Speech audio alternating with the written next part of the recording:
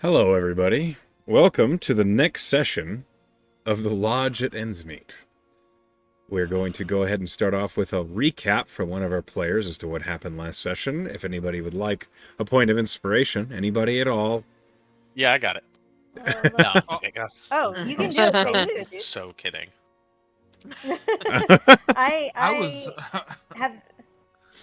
I have not yet moved in all of my stuff yet, but I did actually get to listen and take notes today. Hooray! This means that my life is starting to be like less chaotic, which I love. Hooray! Okay, session 47.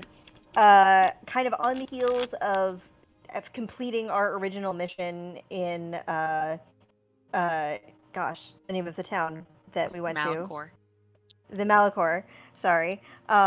We prepped to return home / to Shadowstead, which is on the way, because we have this business that we've got to take care of in Shadowstead about the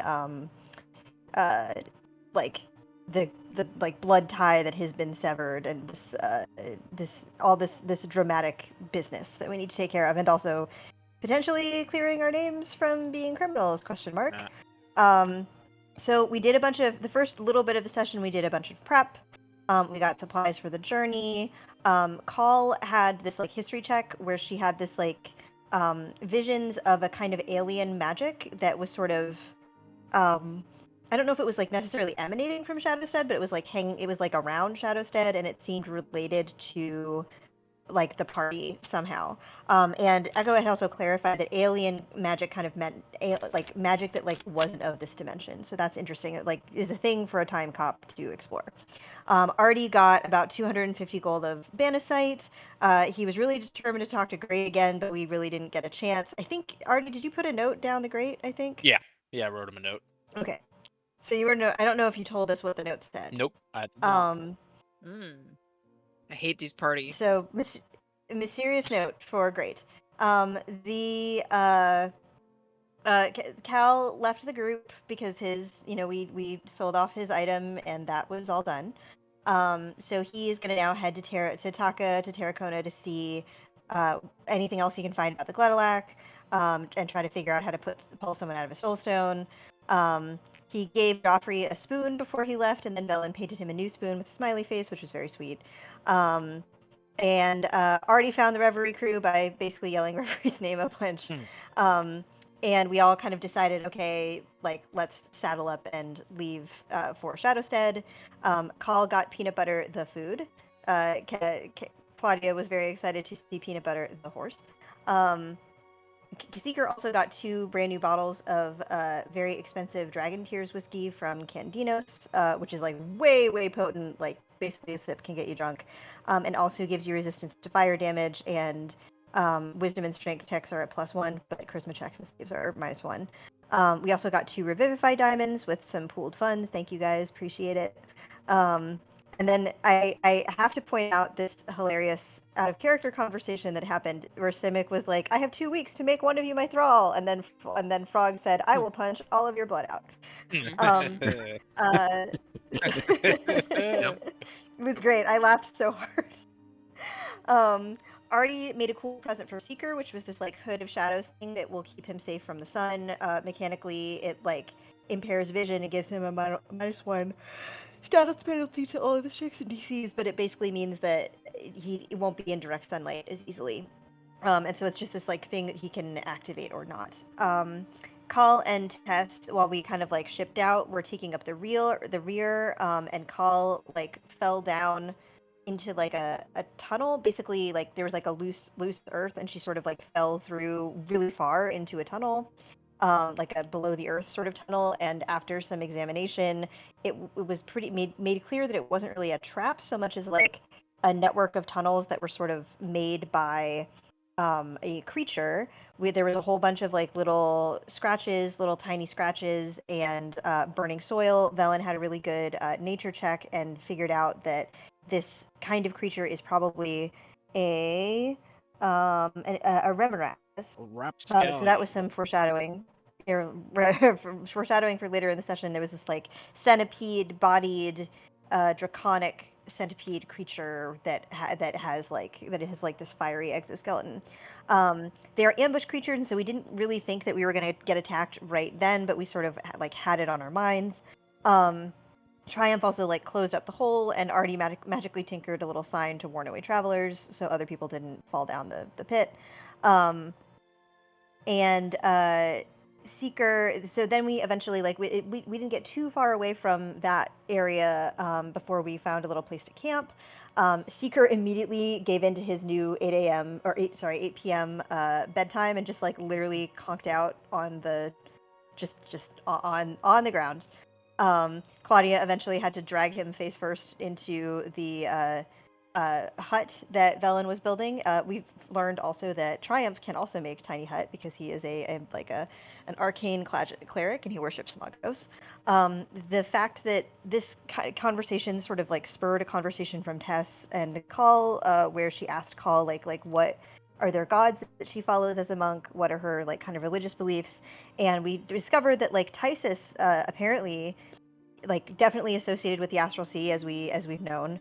But apparently, Call said that Tysus used to be was an ascended Gith, was Gith at some point. So that's what she said. Probably still is. That's what she said, and that was interesting.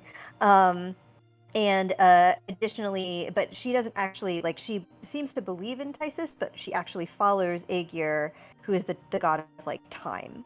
And so we had a little like back and forth with Triumph because Triumph was like, "LOL, time magic is bullshit." Because all mages that can do time magic, that's like illegal. The gods basically made that illegal, and Call was like, yeah, that's why there's oversight. Hi, I'm the oversight. And so Triumph doesn't believe that Call can do this, but obviously some of us have like literally seen her do it on the battlefield, so that'll be some interesting stuff to dig into in whatever fight that next happens. Tess also asked the Reverie crew and Call about the Outsider, and Call, with an excellent use of an inspiration, learned that the Outsider, there's like all these different stories. One is that the Outsider is sort of like, we know that it often is a form of this like shadow thing, or this deer-like creature, stag-like creature with 3 eyes. And in some stories, it used to be a devil that parted ways with the Hells. It maybe lived in the Feywild for a while, but everyone kind of agrees that it is one of the only beings that isn't like a god being that can alter and manipulate the souls of living creatures. So like changing what they want and what they can do and what they like on a whim. And it sort of it's like this creature it's like this deal making creature that sort of appears during times of great strife or times that are really or times of great boon, and kind of like offers mortals gifts in exchange for some interesting mortal deed. It might also occupy limbo. Tess had this sort of like malformed theory about like maybe it was the Outsider that kind of like passed through Velen or some other kind of extraplanar creature and was like trying to connect it to the Shadowfell by like maybe it's a demon, and like hadn't totally gone through it. And Velen was like, I don't really know about that. So we talked a little bit about that. And then we kind of turned in for the night. We had Call and Artie had a really like pleasant and chill watch, and then Artie cuddled with Barry, and it was very cute. The opposite of chill watch, though, was Tess and Claudia's watch, where they kind of like laid out some of the tension that had been building between the two of them since that last fight that we had with Tool and the vampires. Basically the Cliff's notes of that. First of all, Tess stole some of Seeker's fancy whiskey because it smelled good, but only took a little nip at first. And then Tess and Claudia had this intense conversation where Claudia is angry at Tess because she really thinks that Tess killed Tool on purpose, like to spite her. Tess denies this, but couldn't really get across like why that wasn't the case. Didn't really seem like Claudia believed her. Tess talked a little bit about kind of like how it felt to lose her dad and not be able to do anything about it, and then lose all these other people. A little about like all these other people that we've kind of gone through where she couldn't do anything about it, and it would have like it hurt her to watch Claudia ask a vampire for help instead of her. And Claudia was like, well, it's not about you, and I just wanted Seeker back, and called Tess petulant, and Tess was like, okay, well, it's interesting that you are holding me to this account, but you're not holding Seeker to this account, even though he was the one that actually killed her in the first place, killed Tool in the first place without thinking about you. And Tess eventually like apologized for hurting Claudia's feelings, but insists that she didn't do what she did out of spite. and kind of like informed the choice by just having been bitten by a vampire and being scared and angry at vampires. They talked. They kind of like each said their side, but they were kind of talking past each other, and it seemed like Tess kind of ended the conversation more hurt than she began because the accusation didn't land great with her. So they eventually stopped talking. Tess snuck another like larger mouthful of the whiskey and then got drunk, and we got a little bit of lore from with the Reverie crew because Triumph kind of muttered to Katja that like this reminds me of Rev after you broke her fucking heart, and Katja was like that wasn't my fault, and Triumph was like yeah, but you weren't the one helping her for months. So clearly there's been some weird romantic tension between Katja and Rev at some point. Maybe that still exists. Then Rev and Velen had a really enlightening conversation during their watch where Seeker woke up around this time and was vaporizing some squirrels with Tree Thrower. And Rev basically was asking, like, you are, like, she straight up as, like, they don't seem to have a lot of self confidence the way that you do. Are they trauma babies? And Velen, diplomatically talked around that question while also implying that yes. We all have our damage and we wear it in different ways, I think is what she said. Rev also kind of like asked what Velen, a daughter, she called her a daughter of the divines, like what is a daughter of the divines doing out here kind of in the middle of nowhere basically. And Velen kind of talked about how she never really wanted to do the thing that she was supposed to do, which is not a traditional position for an SMR. And so she kind of came ass backwards into this new mission, and she's not totally sure what she wants necessarily. Rev asked her pointedly several times what she wanted, and Velen declined to answer that question, and Rev sort of called her out on being evasive in a way that most people don't, because most people are very easily charmed by what Velen talks about. We also got this interesting piece of Velen lore that has never come up before, where she talked about when she was like a baby bard, she had traveled for a while with a flute player, and the music was really good, but he kind of clearly fell in love with her, and she still has that love letter that she carries around to sort of remind her of not to let people that don't actually know you very well get too close, because this is what happens. So that was a really interesting piece of lore that we got from her. And she did eventually sort of give a straight answer to the question, where she sort of said what she wants is a moment of impact, but she doesn't want like the authority and the responsibility that like follows that moment of impact. Rev also talked a little bit about, like, it seemed, she said that hanging out with Velen was a little bit like looking in the mirror, because Rev also escaped her kind of noble birth family and was trying to like prove herself as someone that was stronger than her father and sisters thought that she was. So they both have kind of similar pathways in that way. The conversation ended quickly, though, when Werner, yay, Werner, woke everybody up because some Remorazes were coming, and they tried to ambush us, but thanks to Werner, we were not surprised. So a fight ensued. I did go through like kind of everything that happened, but basically the broad strokes are that Claudia ran into melee with it, and even though Velen was like, "Hey, they're gonna hurt you," Claudia got a bunch of fire damage, but also did a whole bunch of damage with an Axon Surge and all the stuff like using. She got, I don't think it was the first time that she hexed somebody, but like we kind of got to see her like The first time I got to use it warlockness and effectively. fighter. Yeah, like her warlockness and fighteriness kind of at the same time.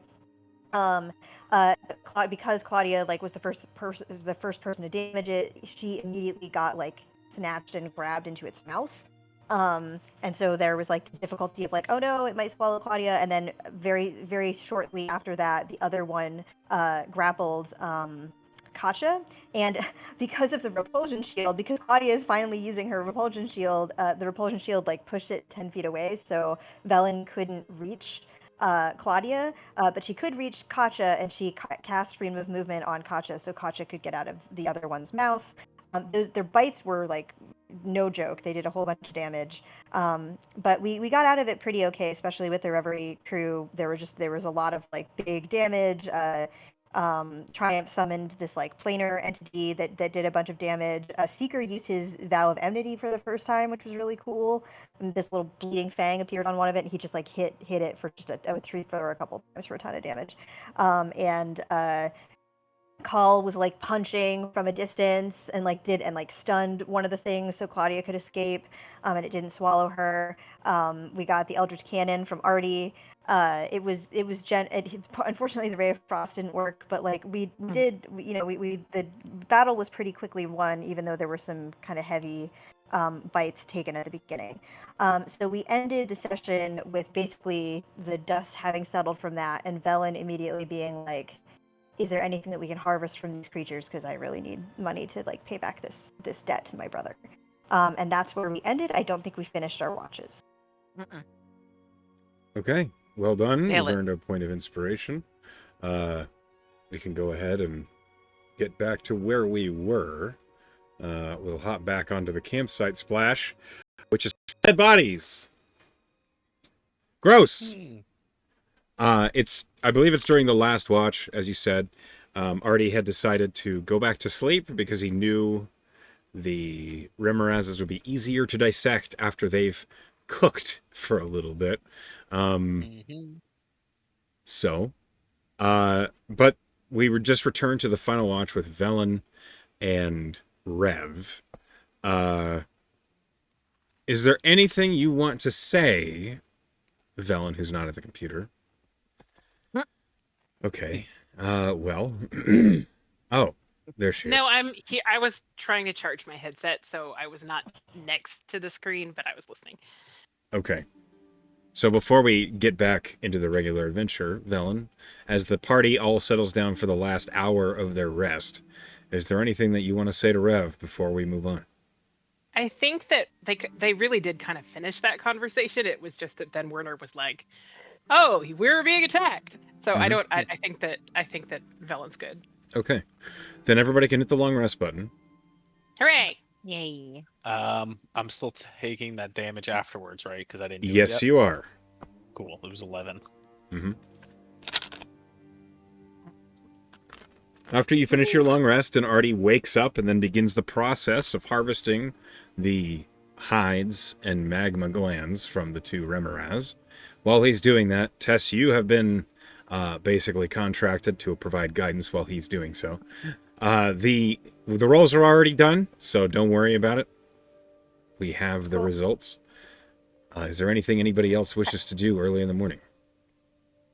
I will say that since I'm casting guidance and Artie knows me really well, I don't think it would even take a perception check. You can tell that Tess is a little sloshed, and you don't have to do anything about it. A little I just sloshed? wanted to point that out. Yeah. Okay. Midway through, if he picks up on this, I mean, like, hitting it early, huh? I like your style. Mm-hmm.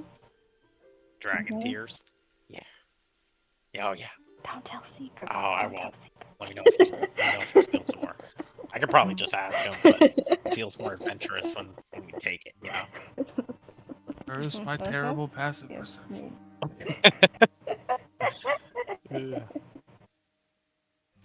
I don't think Artie is insightful enough to pick up on anything more than you're getting drunk. Nah. Tess is pleased. Tess is pleased both by this and also to like feel like everything's fine. Nothing's wrong. Yeah, Everything's fine. good. Okay. Cauldron. Yep, everything's fine. Nothing's wrong. Yes, hello? Mhm. I need you to roll a perception check for me. Okay. Seeker's busy feeding Joffrey. More chainmail. Is this new art for somebody? Reverie is wearing winter clothes for the road. Okay. She doesn't have windy. artwork, so. It is. Why doesn't it? I mean, I'm looking at the time. It's okay. Hold on. It's fine. It's not important right now. You don't know. I only look at Katja. It's fine. There. There. It's I back. look at Katja. Thank you. She is cute as fuck. Right? It's Vampires. I was actually talking about Reverie, but sure. It is an effort she puts forward. Katja needs to take a long rest. Everybody. Wakes up busted. Okay, so 18, Cauldron. Mm-hmm. It's shortly after you awoke. The suns are rising. You think it's maybe 6 in the morning? In fact, you're pretty sure it's right on the hour of 6. There is something that makes the hair on the back of your neck stand on end. It's as if an energy suddenly passes through the area like a cold breeze that lasts only but a split second. And then it's gone. But you cannot help but remember that strange, weird magic you discovered in your visions of Shadowstead.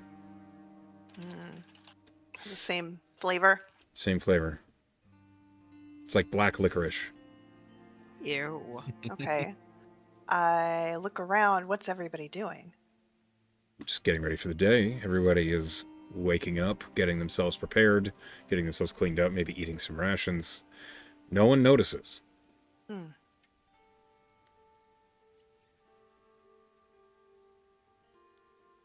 Okay. Well, if everybody is, getting camp ready, it kind of washed over and then passed. Did it seem like something that gave me like a directional sense I could follow?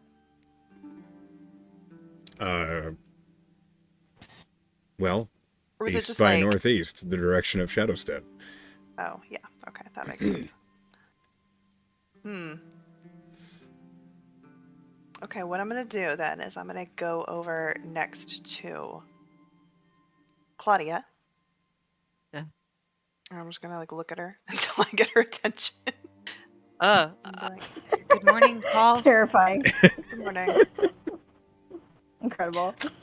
I'm curious about what happened when you were in this village before. Shadowstead? That's the one. By what happened? Are you asking specifics? Yes? What else would I be asking? I don't know. We blew it up. Literally? Already blew it up. blew it up. Only a part of it, not like the whole thing. There was a guy, a priest of an evil god, and Velen felt compelled by her god, Lokir? Lokir. Lokir? Have you God know who of that is? jealousy. I feel like something I else, probably know something who that is. You can roll a religion check if He you had like. feathers on his face. I think it was a mask. It was once a temple of Ana, and then it became corrupted into a temple of Lokir. And I was going to destroy it. Cauldron, you've heard the name before. That's it. I was going to destroy it. Oh yes, on behalf of my god. But subtlety escaped me. I was a little overexcited, and things kind of started to snowball from there. I was inside the temple, and there was a pathway down into the catacombs. So I'm not 100% sure how the detonation came to occur, but I do know that that Artie had made something quite explosive, and that it resulted in some death and destruction. Artie's blow up doll. Artie's blow up doll. Hate that. And I know it's why there's a price on a number of our heads. All right. The guards were involved in trying to apprehend Seeker, who was drunk at the time. We know that the guards were on the take, and there was a belief that the guards were corrupt and working with the evil priest. So instead of being taken, it was. But it was an error. Well, no, it was a series of errors that confounded or compounded each other.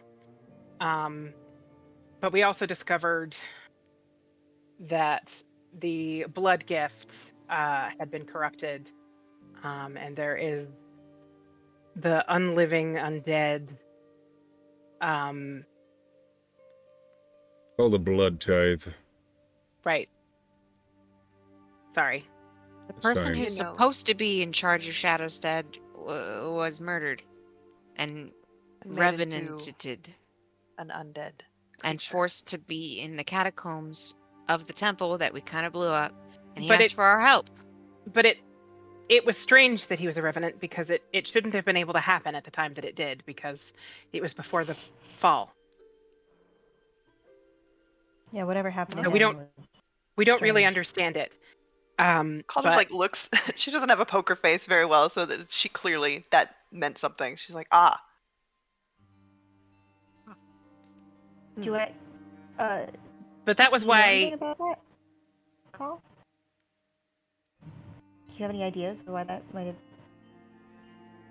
been the case? No, it lines up, doesn't it? I said I had seen magic there that was not of our planes or of the divine. And if this magic came and corrupted this blood tie when the gods were not in this world, it would have had to be some sort of outside force, yes? You think would it be time magic or something else? It's not familiar to me. I think anyway, that was why we submitted we submitted to Lord Achitari petition for aid. Unfortunately, the bounty on our heads does come from an explosion that we caused, so it's not Already going to Know comes. be. very well. That Already was comes less my like concern. rushing over, burn marks, goo on him from harvesting this thing. Nah, You I did gotta it! I gotta at least defend myself. Nah, I'm almost done. I gotta defend myself. Okay, I threatened the guards with a bomb, and they tried to rip a bomb out of my hands, and it almost blew up. And then a god convinced me to throw it at him, and then I go back over. A Was it god convinced you to throw it at them. Yep. God started speaking in my head, told me I needed to throw it, and I threw it. Triumph looks at you, leaning forward as he's seated on the stump, and he says, "Which god?" We were in Lokir. the corrupted shadow of the temple. Yeah. I'm assuming it's Lokir. I mean, they didn't say like, "Hey, I'm Lokir. Throw this bomb at them." Why would Lokir tell you Lokir. to destroy their own followers? I think they just wanted to see some chaos. You think that? I mean, isn't it like the god of like jealousy and something else and something else? You seem awful smart to me. Mm-hmm. Well, the guards were just on the payroll. I don't think they were actual followers. Triumph just looks at you for a long moment. You don't believe me, do you? That's an interesting question. I Triumph, believe you. Huh. I don't believe it was Lokir. Oh. You know, I kind of just 1 + 1 = 2 and didn't put any extra thought into it. Who else would it be?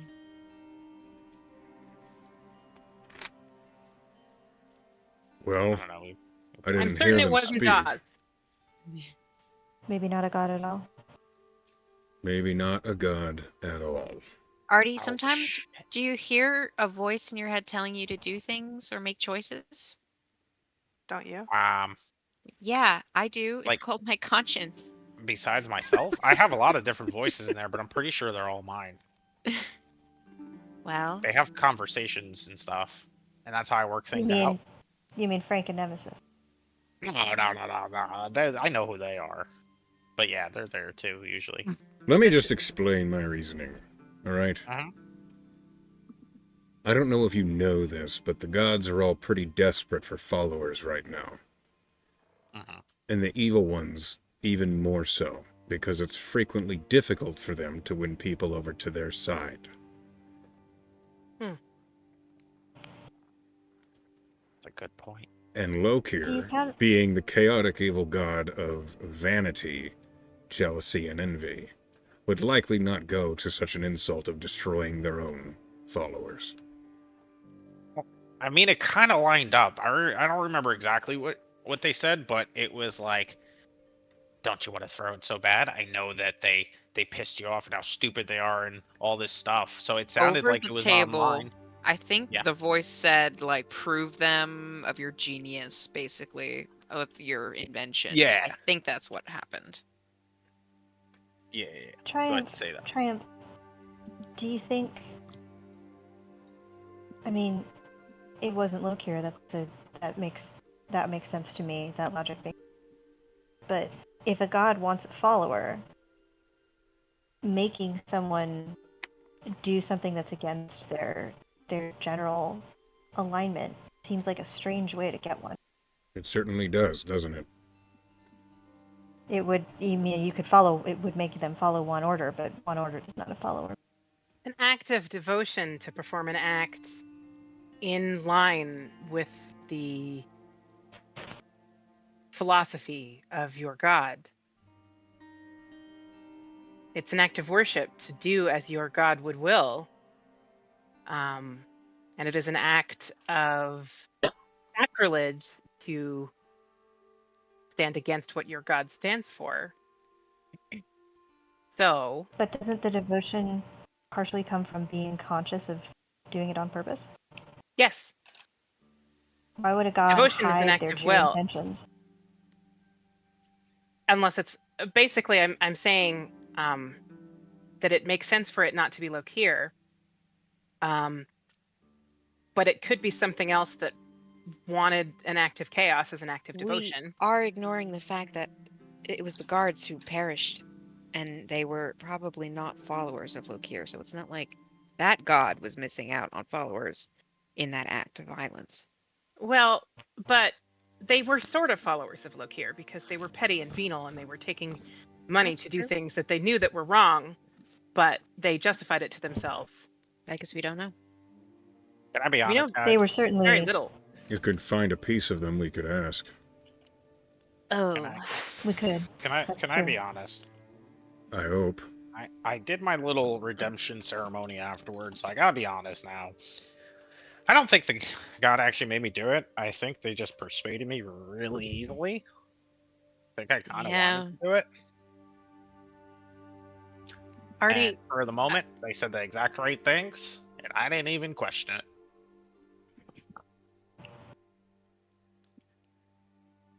Tess puts a hand on Artie's shoulder, kind of rubs his shoulder. Can I point out, you've had a lot of contact with a divine quite interested in wanton death and betrayal.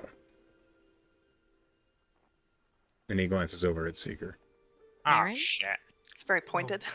oh shit. That bitch again. What did the voice sound like?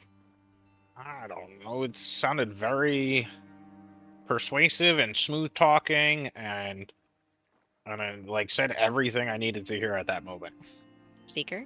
It doesn't sound like Saren. He just shakes his head as he just keeps feeding Joffrey. Right, that bitch, anything but. Maybe to you. She is the god of murder, though.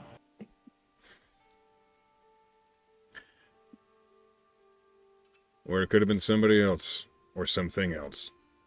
Yeah, Who knows? literally could have just been somebody that sent me a message at the right moment. Could have been your own psychotic drivel. It could have been one of those guys in there, yeah. Right, that says a lot. Mm-hmm. You never know. The moral of the story is we blew something up and we're trying to fix that. The moral of the How story can- is I don't trust this little fellow with explosives. Right? He That's doesn't a have good another fucking one point. that I'm aware of. he could make another one in like 20 minutes. He doesn't I go have another back to the doll. body. I go back to the body. I'm gonna go finish my work. I'll be over here. Don't mind me. Hey, Artie, Yeah, I really appreciate what you're doing. I got you. I got some plans too, and I'm gonna leave them up to you, and we'll see how you want to move forward with it to make the most money possible for you. As he says that, like a little squirt of red hot magma just out of the body and just all on the ground. Yeah, I don't mind that. Honestly, I'm fascinated and I'm looking forward to hearing all of your ideas. So we have to Uh, wait for Artie to leave, I guess. I'll We be need done to- soon. Well, we've got to break camp. It's going to take a little bit to. What were you going to say, Frog? Mm. It's gone. Honestly, It's already gone. hashtag relatable. Hacha nods and just goes, same. The Seeker. moment has passed. See, I know it's only been a couple days, but how are you feeling? Right, I'm all right. You're It's not. not so bad. She leans in, puts a hand to her mouth to cover it, and says, "You're not hungry, Feel hungry? thirsty." Yes, you do. All right, well, maybe a little bit. But not like bite a stranger in like a blood Oh. rage. No, not like that. Okay. Just let us know, okay? I will. Seeker, do you have the hood up? Yes. Okay. Actually, Claudia will look at Reverie and Triumph and just say, Are you guys hungry? Reverie just smiles at you and she says, "Oh, we have it handled, darling. Don't worry." she'll eyes slide to Katja. Stop. Hey, What you need? nothing. Just gonna walk away. Hey, you hear behind you. That was weird. Yeah. I love her. Okay. Felony feeling less exhausted. Yeah, I'm doing okay. I mean, I'm not 100%, but I'm I have a question Right-eyed, for over the bushy-tailed. table. Okay. It is common knowledge that Kasha is Reverie's thrall, right? Like that's like known. Like they're not gonna be upset if you bring it up in character. No, like I want to make sure it's like my character knows the knowledge of it. You've picked it up. Yes. That She already Katja's- told us specifically. Yeah. I couldn't remember if they told us specifically or not. All He right, thank you. definitely did. Are you gonna Sorry do to anything with that? interrupt. Maybe. Okay. All right. As Artie finishes the work on the Remoraz corpses, and you all close up camp, you resume the journey eastwards along the Strifemarch. Let me go ahead and pull up.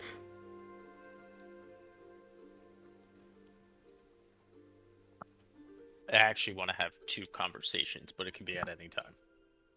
Okay. That's kind of on it's you. snowing. It is Yeah. snowing today. It is very cold. Bellin The wants winds. to talk to Tess, but she's biding her time until the next time we Ooh, camp. I want that to happen immediately. Okay, let well, me just. it's gonna happen at night, so Oh, calm your tits. the camp. Oh my We God. All right, just so you all begin to make camp. No.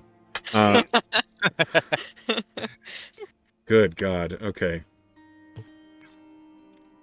Cauldron doesn't like the cold. She's used to room temperature. Aw. Aw. Is the Astral Sea room temperature? It doesn't It's like body really. temperature. It doesn't really have a temperature. It's whatever your temperature would be, wouldn't it? Exactly. Yeah, you don't really breathe there. Time doesn't really pass there. It's kind of just. You just She's are not used existing. to thinking about the temperature. Yeah. Yeah. And now she's like, it's cold. I don't like that. But it's fine. Can I get a She's D100, like please? lizard-like also. Yeah, it's nippy. She's a what, she's a what, M? She's lizard-like, I imagine. Like there's Cold-blooded. I don't know if they're cold-blooded, I don't but think like they're the cold-blooded. the quality of their skin feels like they would enjoy the sun. She would like a sunrock, yes, absolutely. Oh, What, yeah. wouldn't I I though? would love a I would sunrock. also. I mean, right? Honestly, who would? That's a good point. Who doesn't want to lay on a heated rock? That sounds amazing. Truly. Okay, Let's all be what? lizards. I'm going to interrupt real quick. Can I get a marching order, please? Middle. Why does Take a Velen the session only one that called- has their bar always? I don't know. I don't know. She's special. I'm a pretty princess. It's true. What are your guys' marching order, disregarding Reverie, Triumph, and Katja? Claudia's I think- steering. And Seeker's right behind her. Okay. I'm in the caboose. Yeah, I think Velen this is seems- in the this seems- cart Okay. because Yeah. she was. I think that at this point she might actually be back to full health because we had a couple of days go by Sure. and I got confused. But I think that she might actually be back to,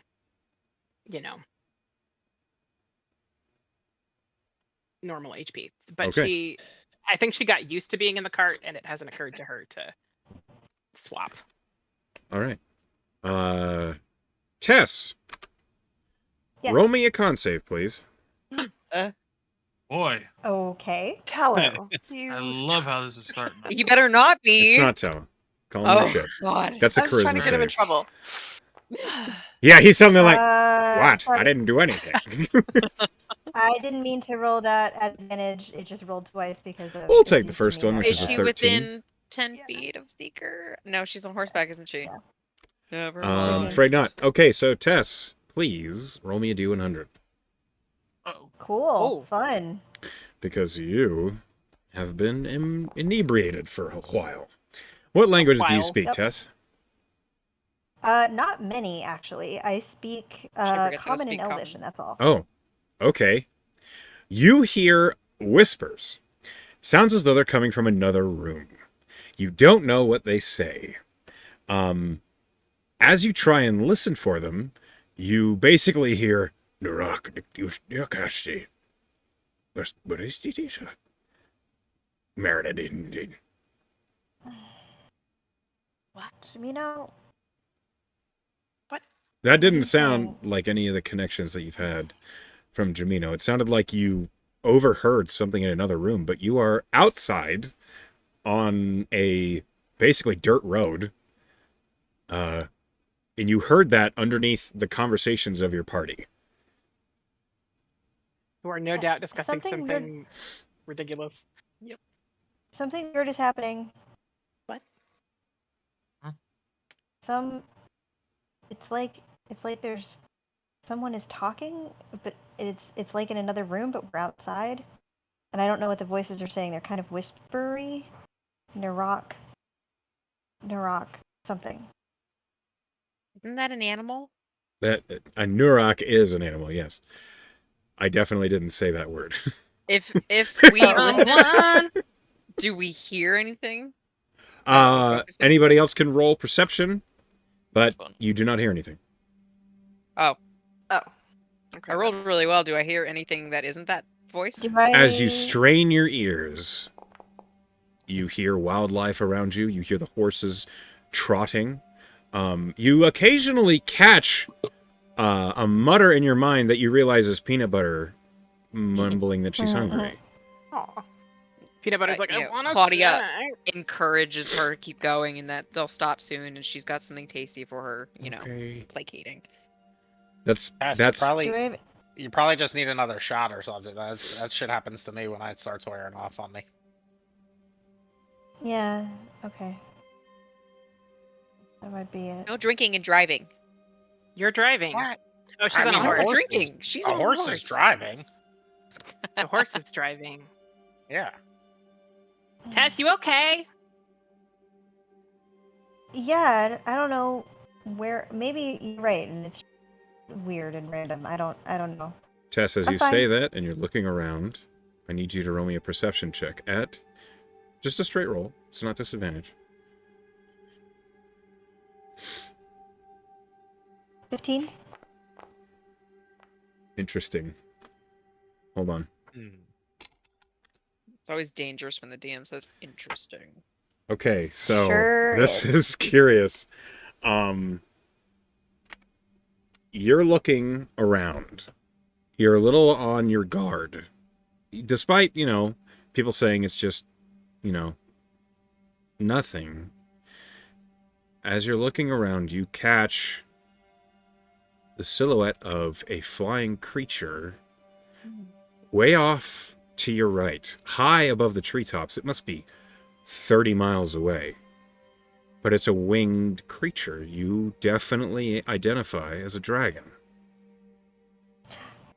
It looks like a strangely purplish, like pink dragon? Maybe Okay. a gem dragon, which are supposed to be mythical. What? That's so cool. Dragon. There's a dragon. Where What? she points, Look. there's nothing. Is it? Oh, Is it the Emerald Nightmare again? Did it turn invisible? Still there. I don't know. It's Verdant no, it's right Nightmare. there. It's lazily flying it's over not the verdant. treetops. What was the name of that whiskey you Not- drank? It's Dragon's Tears. I grabbed the bottle. Seeker, let me see it. And I'm gonna start reading the label. Right? Right, No, you she warning. didn't. Cause hallucinations. I didn't give her any, so. Don't worry about it. Let me see the bottle. Right? Does that mean you stole it? No. I just want to read it. Right, you don't need it. Wait 1 second. Tess is following the circling of it. It's, I rolled it's an 8th pink and athletics purple. to try to pull it. No, he just kind of puts his hand on your Yep. Artie is holding onto it. Does it say anything about seeing dragons? Right, if she didn't drink Velen it, is she gonna wouldn't. get out of the cart and she's gonna just like hop up behind Tess on her horse so that they're sharing the saddle now. hmm And she's kind of leans in close and she goes, "Okay, show me where it is." Look. She'll point. I don't see shit. What color is it? Purple and pink. What? Like a It's fairy, like a gem dragon. like a fairy dragon, like a gem dragon. Like It's a gem dragon. massive. It's For huge. how I don't know far why you away it can't see is, it must Do I be know an ancient. anything about gem dragons? Can I roll an Arcana? Yeah, roll Arcana. I don't know shit Oh. about fuck, man. Holy shit! Don't you I have like a book you can dragons. open? It's a blood book. It's about beings of blood, so it's not gonna help. The us out dragons. the instant you think about that, you hear in your mind, "I'll have you know, I've just cleared out the last of the crows from my roostery today. So I'm so totally for me. I'm actually I'm very happy for you. I'm sure you are. I'm not lying to you. Yes. Back to your dribble. Oh. So you just get it. distracted. God is such a. Yeah, I don't know anything about that. And also, crows are assholes. I don't see any crows, but noted. Yeah, me Is neither. everybody going fucking crazy? Am I the sanest one here? Right, definitely not. I mean, you're a vampire. She talks to horses. She sees dragons. She's a crow lady. Right. I don't know. What's Artie, going on. with a 19 in Arcana, Mhm. you've never heard of a gem dragon on the prime material plane. I've heard they like. There are stories of them, Mm-hmm. but they're never here. Pass. That's not possible. They've never been here. This like. I'm This looking at it. I'm telling you, I'm looking at it. No. I believe that you think you're looking at it. Yeah. I believe you, Tess. Don't you worry about that. But they don't come here.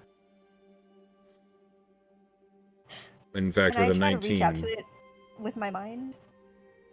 Huh? Sorry, go ahead. With the With Ha- 19, go ahead, tell him. No. Hold on. You try to reach out to it with your mind. Yes. How? Can, Just think hard. it Manifest was in that my shit. mind, so I'm gonna try to like reach out and be like, message. I'm looking at it. I'm looking at it, and I'm trying to like think to it Can't you like message it? because it was in my mind. Oh. I don't have message. I don't have the cantrip message. I think can't it's do already it magically. 30 I miles can away. just. Or ascending. Burn But I can ascending. hear it apparently. Honestly, Do it. yeah. I'm gonna Yes. cast sending to it. Nice. Yes. Okay. That'll work. You cast sending. Okay. Hold on. Don't worry, you still have the spell storing ring that you forgot about. Or You the stop spell being sassy refueling. right No, now. I haven't forgotten about it. I've used it. I'll have twice. you know, Tess is the only one who remembers the stuff you give her. I know. True. You know how many times she used that light spoon? Yes, and Oh, the wow. So corner. many. Yeah. Hey, Yeah. hey, I remember and the the Velen bow. lube. I just didn't want to give it away. The Velen lube. That's what it was. Helen Lube. I haven't had a chance to use what you've given me yet. Mm. The Velube. I still have that, right? Okay, so I'm casting sending, and I'm going to say. Hold on, I'm pulling up a stat block. Okay, go Oh ahead. my god. You better be nice to that gem dragon or it's gonna kick our ass. I'm gonna be. Boy, We will die. You cast sending. What do you say?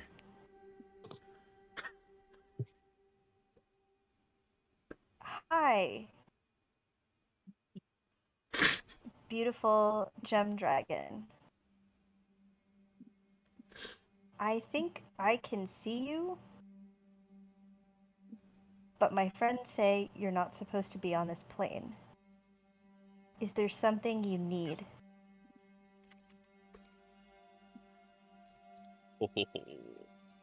Is there something you need? These dragon tears, like I think it let her look into a different plane, and she's legitimately This is communicating what I with think too. That's a what gem I- dragon. This is what I think. Before anything else, please roll me a I hope he's d20. nice. Yep. Yeah, you just told him he's not allowed here, and do you need anything? He might He's get pink pissed. and purple. Little Yeah. bisexual dragon. Come It's on. Puff be the cool. magic fucking dragon. He's gonna be nice.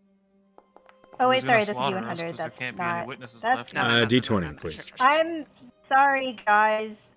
Don't be I'm sorry. Oh, sorry. this is gonna go great. No, that's That's awesome. I need a d20. Oh my god. I apologize. Roll We all got you there. roll We it got there random. eventually. Okay. Here's a I'm all D7. keyed up. I'm all keyed up. This is a fucking dragon. Okay, hold on. Little Jackie Paper loved that rascal Puff.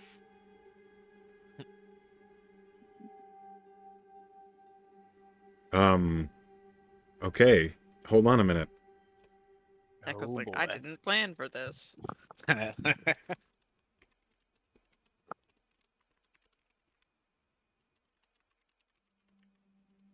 Tess is determined not to be crazy. Join the club.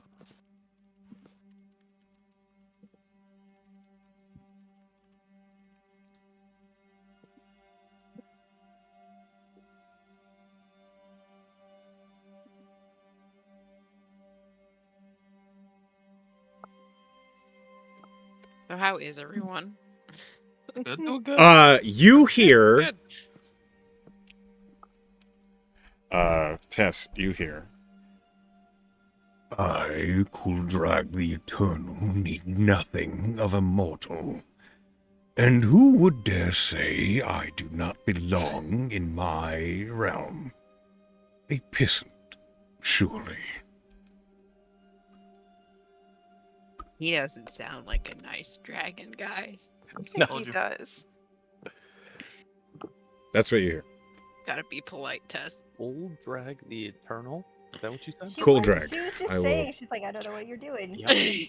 Apparently Goldrack, he's can you give it? is Cold Drag the Eternal. Fuck. Yeah. That's so cool. That's not good. It's like an Alexandrite dragon. Cool. Tess Cool drag. is like, okay, well, there's definitely a dragon there. No one's gonna believe me. You say that out loud? No, this is what she's thinking in her head. If we stopped, or are we what still she's moving? go- I assume you're writing. Mhm. Yeah, we're what she's gonna do is Velen still on the same horse as her?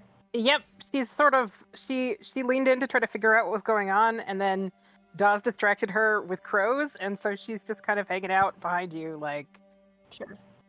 confused. She's gonna slump back against Velen, and kind of pat her thigh. And as she does that, the three eyes of Jamino are gonna like quickly kind of appear over like her forehead, over Velen's forehead, and you have a death ward now. Oh, okay. And and she's like, Made her ink. Hey, kiddo. Do you want me to drive? You seem a little off kilter. nope, I got it. I Okay. must be hallucinating. Okay. Yep. That's I'm- another reason why maybe I should be the one driving. But if you think you're good, No, I can stay at the wheel. I'm just seeing things. if you think you're I good, just won't. I'm good. I promise. if you think Come- you're good, come here. I will trust you. And hey, maybe we won't die. It'll be great. All I right, come think here. we should just keep going. Who are you talking Yep. to, Seeker? Uh, The hallucinating person. What do you mean? Right, I'm she's trying to on a get her horse. to. Yeah, I'm trying to get her to like come up next to the cart so I can reach over and touch her. No, I'm good. Right then. I'm okay. I'm fine. I miss your speed. Trick of the light. I'm stressed about dragons. That's all. I mean, big mood. Can I insight her? Sure. Sure. Roll it. I'm very bad at this. The least wise paladin. 15 actually. Oh I also got a 15. Meets it, beats it, or no, Did he you got a win? 16. I don't know Oh, why. it's 16. He rolled a flat 15. You rolled a 15 Oh, I see, total. I see. Artie, what are I you see. doing? I'm I need to sweet. know. Okay. Artie, what are you doing? Oh, I mean, so you beat me by a little bit. Tess looks uncomfortable, and she looks like she doesn't trust you. Oof. noted. Noted. Seeker, and Yeah. I need in this moment you are distracted. So I need to know what your passive perception is -5. Probably 1. 6. Oh, then everybody else sees Artie slip the bottle out of Seeker's belt. Claudia doesn't say anything. I take a fat swig. Okay, roll a con You want to save. see the dragon too? Velen goes, Oh man, I take another swig quickly. You didn't need to. Okay. I need take 2 another. swigs. I need another. Fuck. Stop. I'm gonna do this one at disadvantage because it's back-to-backers. Oh my god, it's still great. Years of alcoholism have prepared Yeah, but me for this moment. you are a small creature and you've taken Yeah. two big hits of Swigs. dragon he's about to tears. fucking pass out. I'm about to. With a 27 and a 21, you are drunk. I look up. The world is spinning for you. Everything seems a little funny. You get a +1 to your strength and dexterity checks and a -1 to charisma. That's the it. dragon there. No, Oh, I see that. you don't see it. Ah, shit, I didn't fucking think this out. Did you Seeker, look at the Oh, label? I This think is what About I turn and look at him as he says that. Song. I put the bottle in my hand and I'm kind of swaying. Right, you know what? The cart's I'll take moving the fucking too, so you're bottle. like, Yeah, fuck. yeah, I'm still holding a bottle, but it's not there. Oh man, I fucked out. I Right, fucked yeah, out. you're about to really fuck up too, and I'm gonna grab him and hold him upside down and shake him. I vomited. Hey! Instantly vomited. oh, No roll Why? needed. Did you Just want your instant vomit. booze back that bad? Because you're gonna get it. No, Yeah. he has to learn his lesson. Instant Fucking vomit. prestidigitation. I just wanted to just see like, the dragon. get Right? You to- fucking asked to drink it. It's fucking expensive. This is a dragon and this gem and Hey, put him they're real, down. but they're real. Do you back put him down, Seeker? I lay there in my vomit. No, she No, she pressed pressed it. it. it away. Oh, okay, okay. Valen's like, nope, I am not having that cart smell The like rest vomit. of us are in the cart too. The homie's just in the middle of the cart, legs out, spread out, just staring up. the world is spinning for you, though, because the rest of the alcohol is no longer in your stomach to be digested.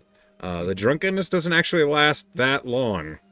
But you are definitely drunk at the moment. Uh-huh. I can't believe you didn't use your moment to read the bottle, but you drank it instead. Yeah. That's a much more arty. That's a much more arty move. Let's be real. That's a much more arty move. You can only learn by scientific experiment. We're reading the label. Reading Okay. only gets you so far. You gotta live it. I will read the label. Okay. Amazing. You see that this bottle of Dragon's Tears was made well over 30 years ago, in Port Positas Candinos, by the Gritskin family. That's it. Well, shit. Yeah, most booze doesn't come with a warning label about may cause. You might get intoxication. drunk. Yeah. You see, it is 180 proof. Oh, Is that a lot? We'll get drunk. That's 90% alcohol. 90% alcohol. Yes. Yeah. Jesus fuck. Regular alcohol is 40%. Okay. That's like some. No wonder wonder, huh? Oh boy. Claudia just keeps driving the cart. They'll figure themselves out behind her. They will. Tess, I need Yeah. an investigation check, please. Oh, what am I? Do I know what I'm investigating? You'll find out depending on what you You'll roll. know. 9. I'm terrible at investigating. Flat on Like 9. that's worth Okay. a reroll. You are very much. Is it? Is what? Worth a reroll. No. You don't Okay. even know what it is. Yeah. It's true. You're in your own thoughts. You're worried about what you're seeing, what you're hearing. You keep glancing up at that giant purple dragon. It's changed directions now. It's flying the other direction.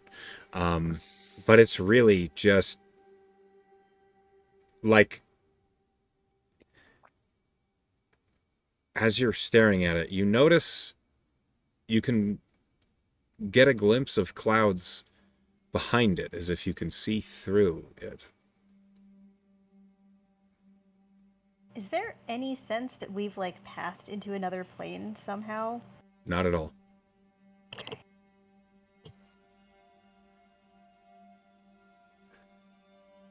And that's what you guys rolled. Wow.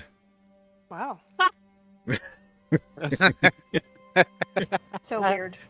So Velen, Tess while just getting Tess gaslit out here. riding, yeah, for sure.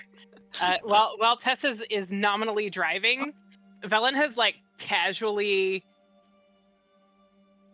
I can't say backseat driving on a horse, but what she is doing is she's kind of hugging in case there is some like, in case there is a sudden hazard. She's just like poised to snatch reins and ride, but she's like got her arms around Tess from behind. So just by being a person in this world who's ridden horses before, a horse responds to the commands you give it with your legs.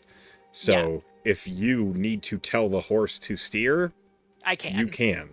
Okay. You can. Okay, we're good. She's prepared to take over. Yeah, that's noted. If something happens, she's being the sober person on this horse. Yeah. Hey Artie, what's your passive investigation? 29. Yeah, that's insane. As you're like drunk and you're still laying in the cart, it's been a couple hours now since that whole thing has happened, and you feel finally the alcohol is being processed out of your system, and you're getting less drunk and more sober, and it's like the whole world is like stabilizing itself. And as it does, the sky is a slightly different color. Uh-oh. What color? Well, kind of, not to put too fine a finger on it, but a little bit pinkish. And then suddenly you see the enormous, like, it's wider than, it must be 30 miles wide. You see treetop, like the canopy of a massive tree, suddenly into your vision as you're looking up. What? Where the fuck did we just end up? I know I'm sobering up now, but why are we in a giant forest with the pink sky? Claudia Do looks we around. see what he's seeing? No. Oh my god. Tess, so at this point, you're pretty much sober. Sure. So no. You haven't seen the dragon for at least half an hour. You thought maybe it flew behind a mountain or a cloud, but the sky's normal. You don't see any giant trees. Does it look pink, Artie? Yeah, the sky has like a pink hue to it. That's not natural, and there's like 30-mile high treetops.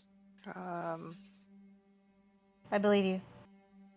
I believed you too. That's why I drank it. Hey, Seeker. Let's do a little experiment. Oh? Oh my god, kill him. Right? And what's that? I do the thing where you cure me from being drunk.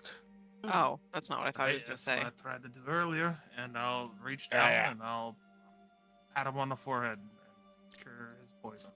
So, The instant before you get cleansed of the alcohol, this is like you sit up to look at Seeker, and you see your cart is riding through this. Oh shit. Ooh. Holy shit. And then immediately it's gone. Ah, Okay. Tash, you're good. It's just the booze. I You mean was the booze just. I didn't drink? The booze I Yeah, didn't yeah, drink? that one. Uh-huh. All right. Sure. I was just in a different fucking dimension, and Roll Arcana. as soon as he cured it, it's that was a good now. test. Good thinking. Yeah, scientific experiment. I don't think he heard you, Echo. Roll Arcana, Artie, to see if you know where you just were. It's Or where called you were just the looking in. scientific method. I wish I took a screenshot of that picture. Yeah, It'll be in the cool. recording. Wonder what plane that was in. It was Arcadia, the plane of magic. There you go. Yeah. It is seemed like also, you with a 26 no, it is also called the plane of dragons. Yeah, Dragon Town. Mm. that makes sense. I was definitely just seeing in Arcadia, which makes sense because it's the plane of dragons, and this is Dragon's Tears, so this shit was probably actually made with Dragon's Tears. That's All freaking right, cool. fuck, and he'll just take a big swig. No, we did the experiment already. It's done. Right? Figure I it want out. to fucking see it too. Roll Oh. con save. I fail God on damn purpose. He fails You- on purpose. Just a fat swig. Okay, you take a big, like, He And- mainlines it. you Immediately We're throws down up to, like- because he failed his blush. you We're feel down to, like, this, a third you of it. feel Oh, this shit, I alcohol have to pass blush. through you, and I need you to roll a con save. Not for the alcohol, sir. Like, By the way, we're down to like a third of this first bottle. oh yeah, you've been Yeah, going through it's it. been a day. Seeker, as you feel the blush rush through you with the heat of the alcohol, there's suddenly something else that you weren't expecting. It is as though someone just shoved a row of daggers into your abdomen as you feel the hunger of the beast clamp onto you. You have gained an exhaustion point, which means you are hungry. Now, exhaustion doesn't affect you the way it does anybody else, but it does mean you need to drink soon. Okay. I kind of clench my stomach and just try to pass it off for the moment, and I'll deal with that. It doesn't last too long. The pain goes away quickly, but it's the hungriest you've ever felt. And this is only the first bit of it. Oof, okay. I didn't see it right away, by the way, so it's usually like when the full drunkenness starts wearing off, that's when you start seeing shit. Yes, Seeker, you're fucking wasted. Oof. Oof. You want me to shake you? Right? You could try it a little bit. What did he say? I think he said you can try. Oh, okay. I was about to cast levitate on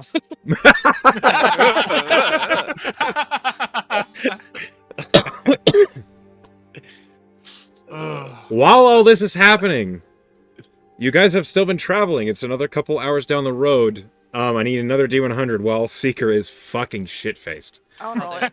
Oh, go ahead. yeah. While this is happening, Tess has asked Oriel. Velen to, Get out to of here, tell Ori. Velen. She has asked Velen to tell her a story. Aw. What do you want? Rog on the bottom left, your under players, you're signed in as You've Ori. chosen Ori.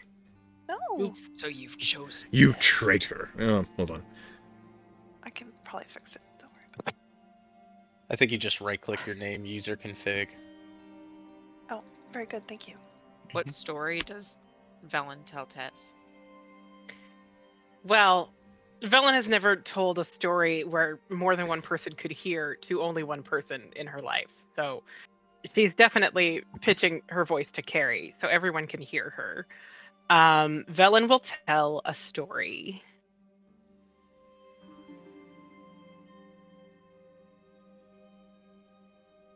A story. 1 second, I need to look something up very quickly. Okay. While you're Oh, looking that yeah, up, while I do that. I just require a perception check from those in front and Tess. because I guess it's pick on test day. Love that for me.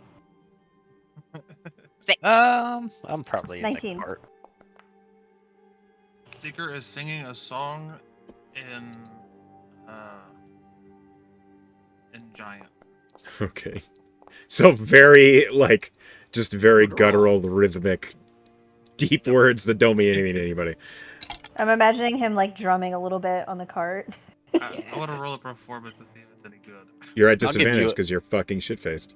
This is I'll true. give you a low chant in Goblin to follow it up.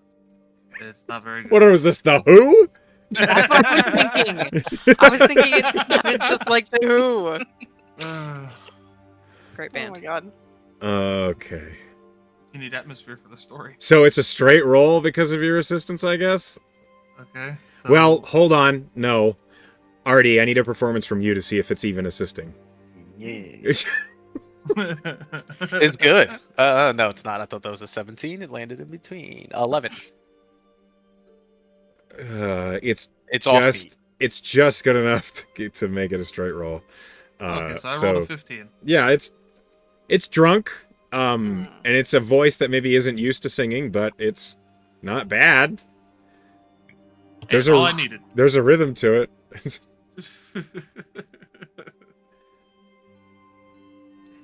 Once Did you upon a find anything? time, Ah. a long time ago, in a wood touched by the Fae, but not cloaked by them, a little girl went walking in the woods, following a path she knew would take her to mysterious treasure.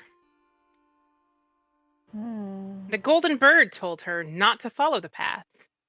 The golden bird told her that the path was full of hazard. But the girl didn't care what the bird had to say.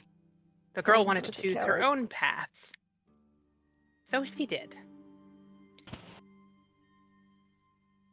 And as she walked through the woods in the sinking light of the sun, she missed the signs of danger around her, and she fell into a trap, into a deep, dark pit.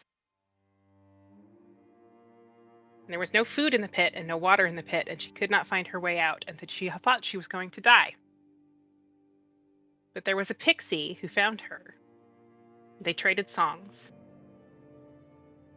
And they traded light. And with the light she learned from the pixie, the girl found her way back out of the pit again. And she learned sometimes warnings are true, and sometimes mysteries are traps. One way or another, you can always find your way back out again.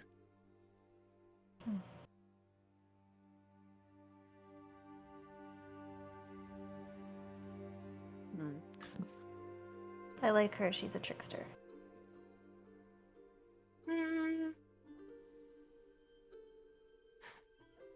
I'm not sure she is.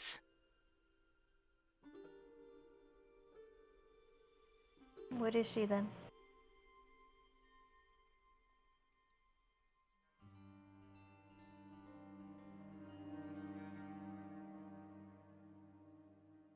Only someone who has been fooled and knows the taste of it.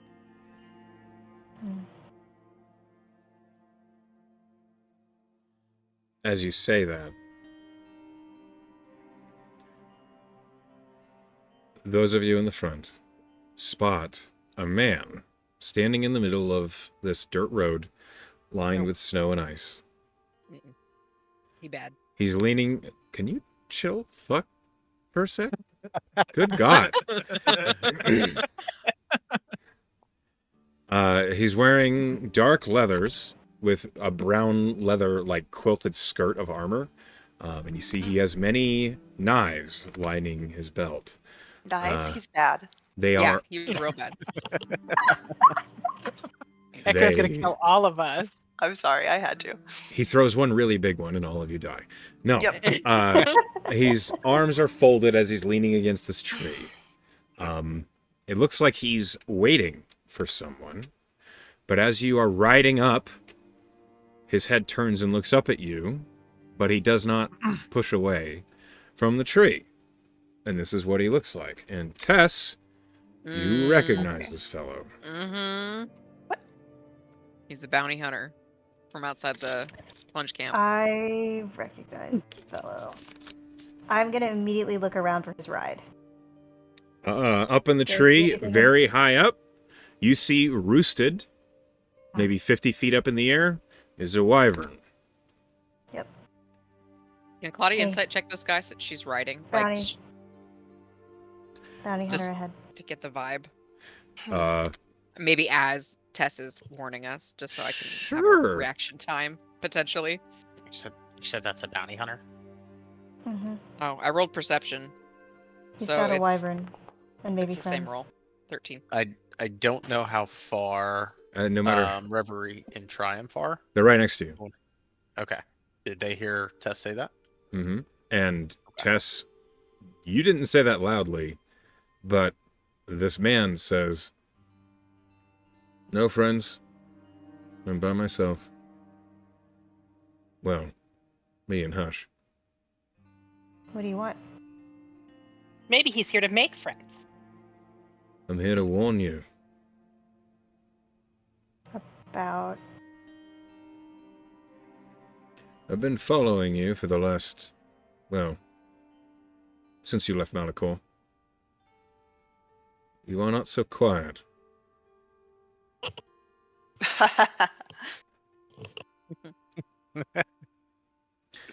Well, You know, we've heard that before, actually. She'll call laughing from like back in the back. you travel as though you have no fears, nothing chasing you, but you head straight to a monster's den. Buddy, if you know what we've encountered in the past month or so. What we're kind of not worried monster? About it. Yeah. The kind that twists people, turns them into things they're not. I ventured there for more information about your party. From what I saw outside the plunge, I did not think the bounty was justified. So when I researched it, well, you don't be in this business for long if you don't ask questions. And that was not what I thought I was getting myself into.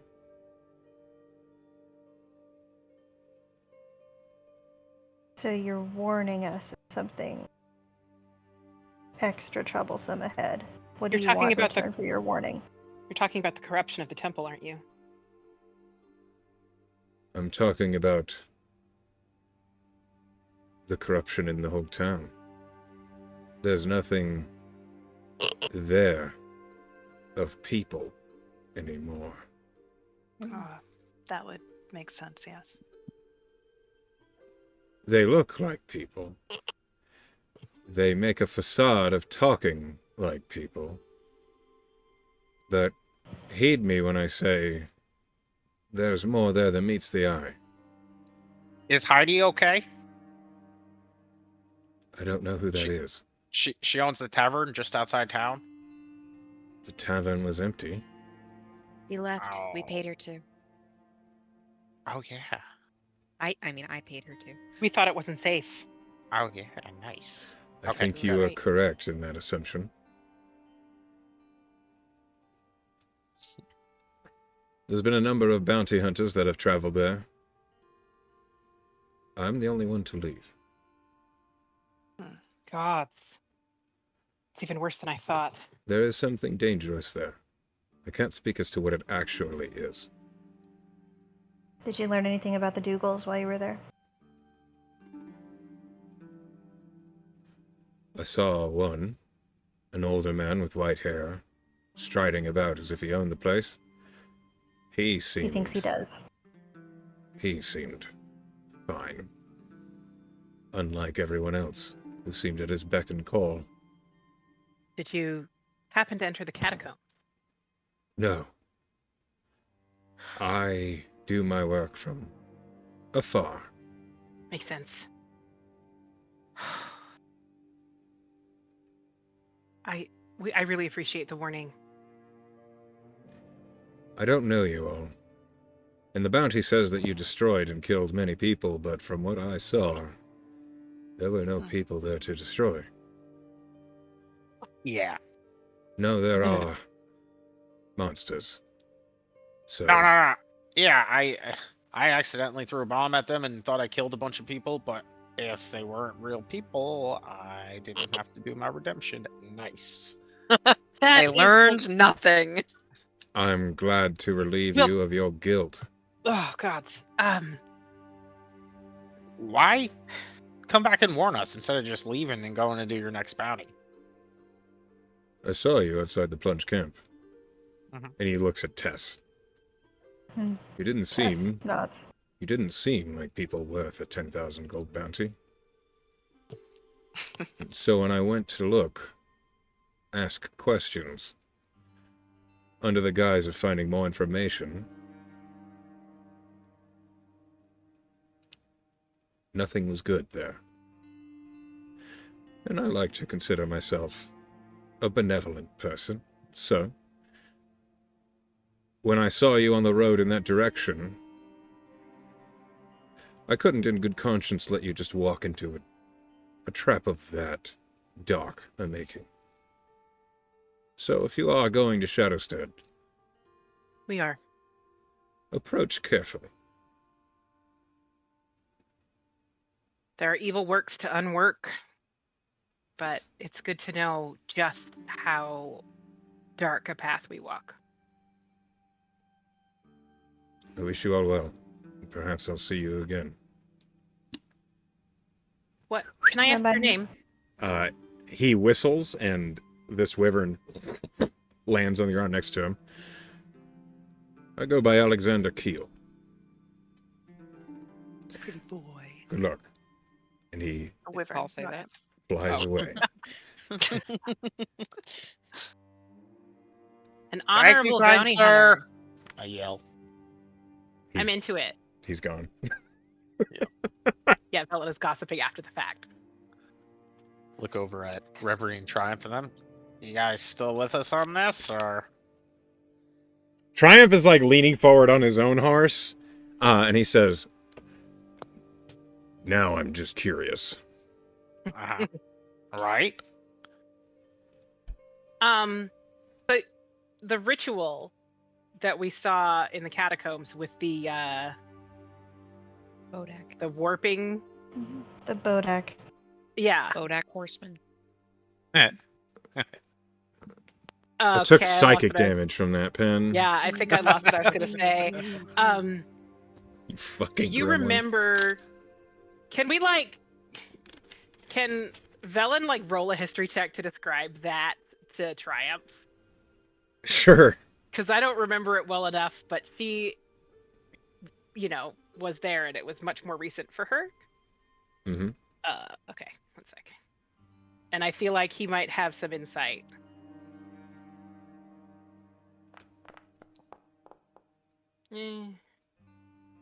All right, 14. Okay, so, one moment, please.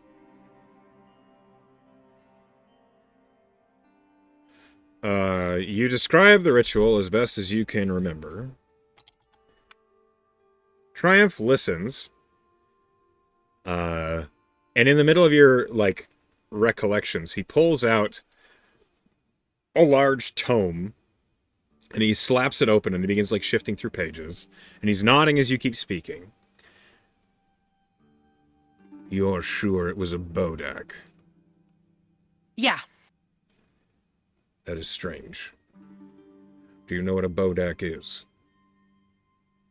Not entirely, but it matched the descriptions that I had heard.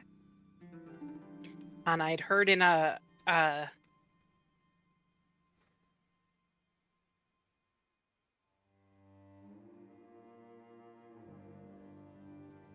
Didn't the Bodak transform into something after completing Yeah. the ritual? It did A death something or a claw something or something. Deathclaw. A maybe. bone claw. Deathclaw. Bone Bone claw. claw. Yeah. There you go. Like Deathclaw, that's Fallout. That's no good. Triumph, is looking through his book, and he says, I thought I was mistaken for a minute. But I'm not. A Bodak is an undead. It's created by a divine, and is devoted to that divine. This is exactly like the other thing that shouldn't have been. But the only thing that makes sense is for the Bodak to be created by Aktesh.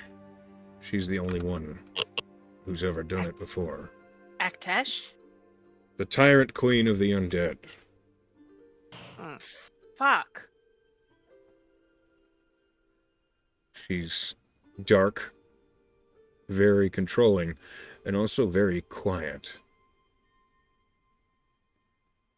The creation of a Bodak underneath a temple of somebody else is bizarre. It's not the only bizarre thing in this situation. We The found a re- revenant that shouldn't have been a revenant in that same catacombs. There is something in this area that is twisting divine magic away from the divines, or twisting magic in a way that it is behaving like divine and shouldn't. This is why Dawes wanted me to burn the temple. I'm sure it's one of many reasons. What else can you tell me about the ritual? There was a girl in the middle. It might have been like a virgin or something like that. And she was in a dress, and he was concentrating on a ritual. And then we didn't get to stop it in time, and he transformed into like a bone claw thing. Was and there it almost killed us. Was there any other connection to another plane? Yeah. Yeah, the And rod. I pull out the key Yeah, to the sure. astral domain. Hmm. Yeah, we can go to the astral sea where there Tess. was a lady on the other side. She was waiting for Tysus. Tess was looking right at Cal. What? Yeah, Well, yeah, she was waiting for Tysus because of the Tysus kind of forgot she was there for like Because hundreds of- of years. Oh. well, because of the war and Raylar the Lasting. Mhm. Okay. We can This go there. ritual, hold on. This ritual occurred around a portal or a tool to go to the astral sea, which means the astral sea is the hub. It could have been anywhere The Astral Sea is huge. and has portals everywhere. Everywhere. It. I don't understand. Can someone explain it to me? Something is playing with magic from other planes, and we don't know which one. And they're using that magic to mimic divine magic. And apparently they've been doing it for a while. Why? I don't know. For some strange corrupted end. Is Lokir involved, or is that just a cover? It doesn't sound like Lokir to me. So Maybe you think it's like the a Talon mortal? guy, is he just a front? Did you Well, ever when- actually fight him? Or He was an illusion. you never... Did you ever see him? We don't We saw know. his illusion. He was just a projection of something. But he definitely wasn't really there. Because he vanished when we tried to poke him. Are you sure it was even a temple of Lokir? No. No, that was just not what we were anymore. told. We know it used to be a temple of Ana. Okay. And it did not feel like a temple to anyone. Or anyone good while I was in there. But Could it have been then we went down into the Aktesh? catacombs. I suppose. If she is quiet and does not reveal that her temple is her temple to outsiders. That's not how bone claws work either. He is like just panning through his book, frustrated. I think it's just a No. coincidence about Aktesh.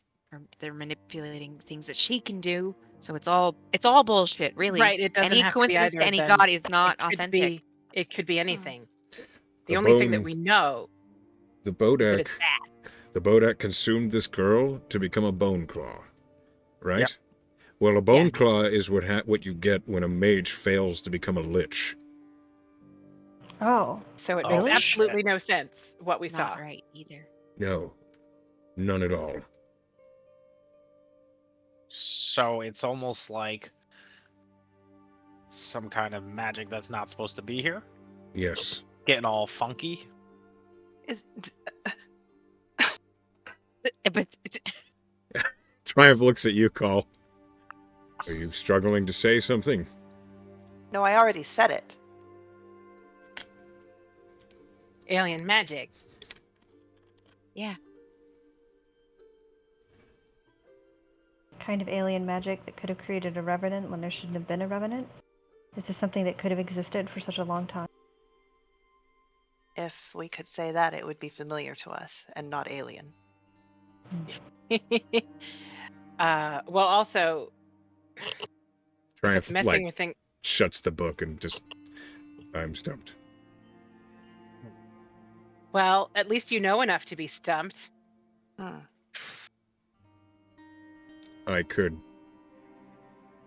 ask Magos if he would be willing to help. I could ask Dawes, but he just wants me to burn the temple Yeah. and not be so much of an idiot about it this time. did we ask Seeker what an Anthalar is? Nope. I still have it though. Should we? A what? Seeker, You what's mean an Triumph? Anthalar? Seeker's Oh. drunk as Seeker fuck. again? Like, Oh my god! All right. Oh, I always mix Seeker and Triumph up. They're both Goliath vampires. Leave me alone. Wow. Triumph, do you know what this is? And oh shit, I probably shouldn't touch it. Do you know what an Anthalar is? hold on.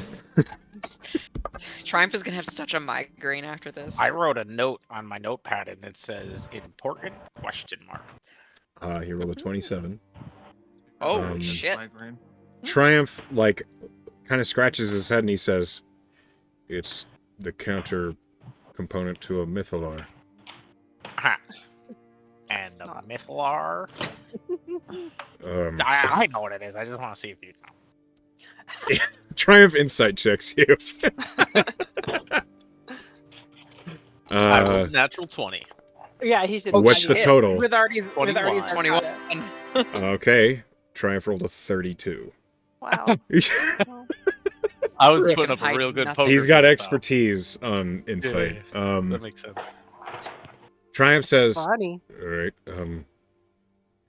a Mythalar is, consider it like a magical white hole. It allows a powerful caster to imbue it with a spell, any spell of any level, and the Mythalar can concentrate on it indefinitely. It is a gift from Magos to mortals, period. There's only two known of right now. One of them keeps the island of Undertow and Zephyr floating in the sky. One of them was destroyed in the War of the Dead, creating the Scar and devastating half of Ceres. The other one is thought to be an endless font for the Crystal Ocean. Mm. And we have the key to stop that? No, it's the other end. Oh. It can Oh, drink. I get you. It can drink magic. Yeah. What? I thought I could just take Undertow down if I was feeling frisky.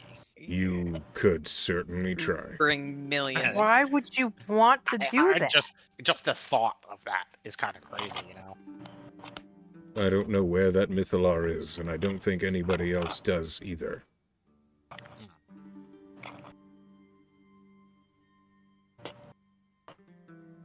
So does the Why- Anthalar Someone's gonna that we know what have it is, do but we're anything? not gonna tell Artie. I have one, by the way. You have an Anthalar. Yeah. Do you want to see it? I probably shouldn't touch it, but You shouldn't touch it. yeah. No, almost some bad things almost happened last time. If you touch it and you're not prepared for it, it can drain you of magic and you'll never get it back. Oh. Oh shit! I wouldn't be a wizard anymore. That'd be fucking shit. It doesn't care if it's arcane, divine, or natural. It's fucked up. It creates a tear in the weave where your soul is. I've been carrying that for a long time in my bag. Just don't touch it and you should be fine. Okay. Can we Yep. use it for something? Not safely, not I- without a... They were our attempt to deal with the dead. We thought that we could use them to take magic away from necromancers. At least that's what the history books say. They have a limit. Once they've consumed enough magic, they end themselves and everything around them. Oh, Consider it a magical bomb, but one that you can't predict when and how it will go maybe off. Artie shouldn't have it. Fuck Track record with bombs are kind of. I mean, if it's gonna be in the same town and shit, you know. Where did you get Jeez. one? That's actually how we found Seeker. He saved my life. Yeah. Where did yeah, you like, get one? Triumph says, looking at Seeker. Seeker. Just touch yourself. What? We don't want to see that. Now not the time for that. No, just do the thing. This No. is kind of important. It's kind of important. Good thing, make yourself not drunk anymore, Seeker. Great, but the colors. I want to see the colors. Okay, besides the point. So yeah, I have one. We almost all died to it because it started sucking us in, and we just narrowly escaped.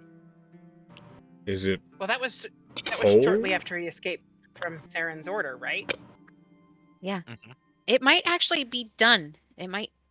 Maybe just dump it on the ground, Artie. Just don't touch it. Didn't Out a magical bomb the that blew up lizard- half a Ceres on the ground? No, It's not the the Mythalar and Anthalar Anthalar aren't didn't. the same thing. Oh, well, and Anthalars are and like babies comparatively. that guy we met, the monk guy that Cauldron knew. He said it was important. Sean. Yeah.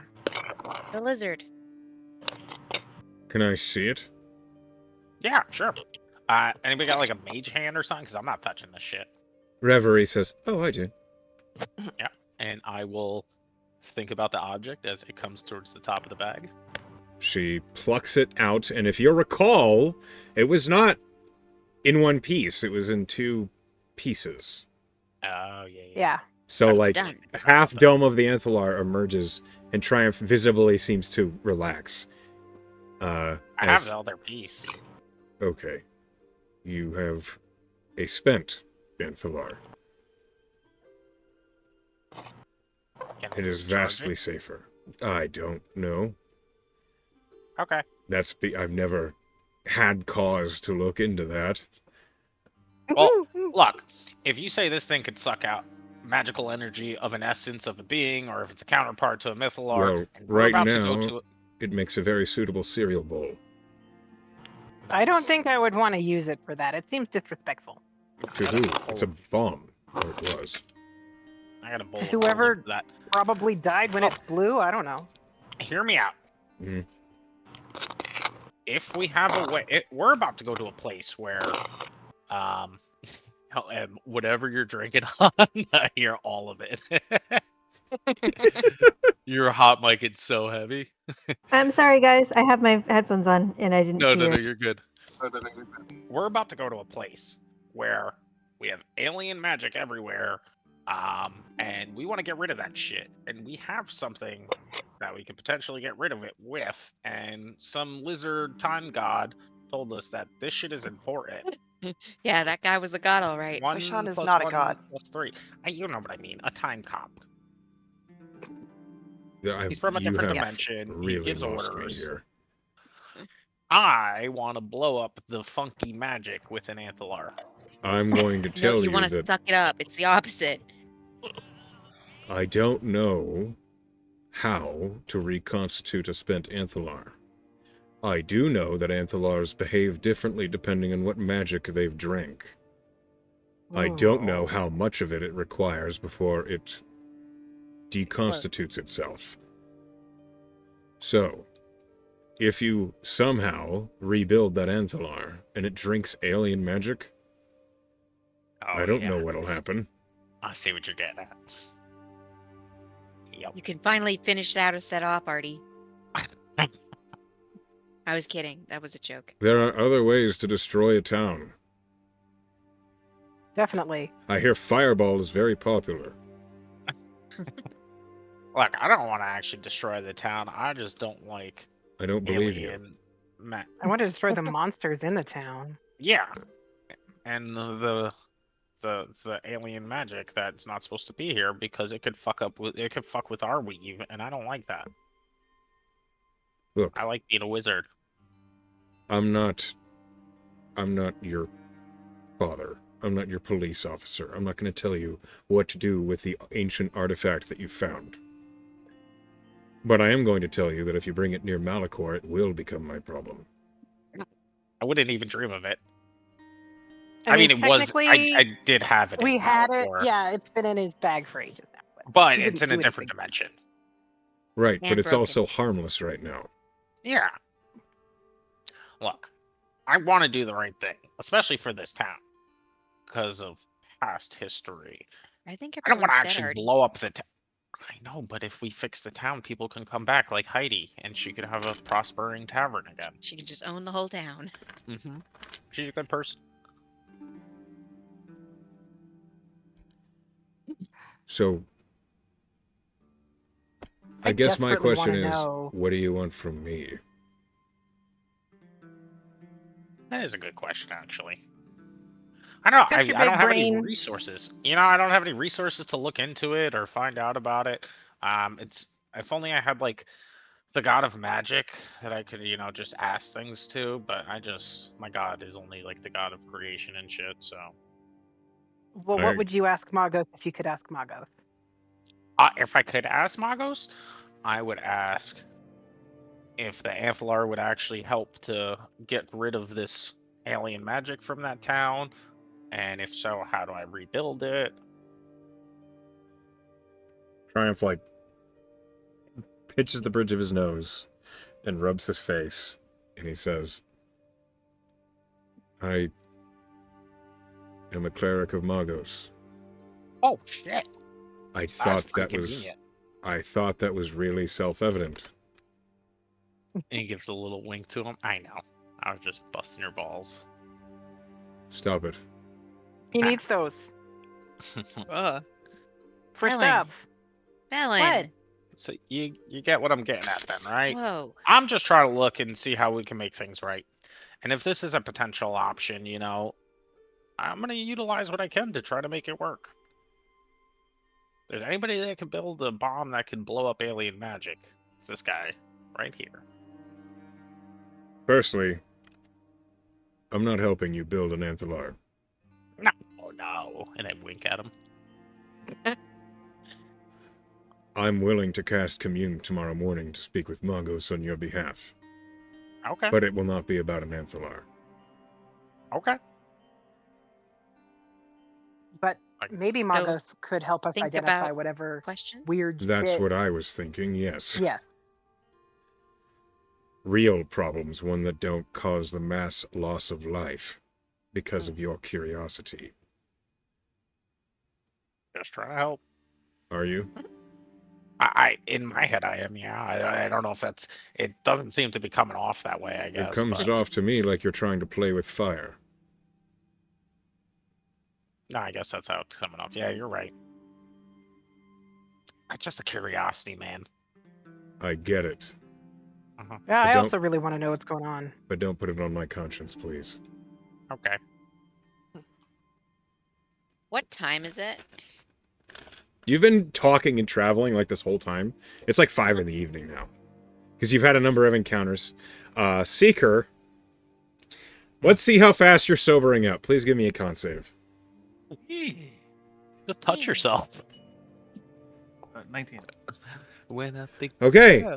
While you initially were absolutely sloshed, it's been a few hours, and you feel yourself stabilizing. The world is no longer spinning. Yay. Roll me a D100. Uh, 6.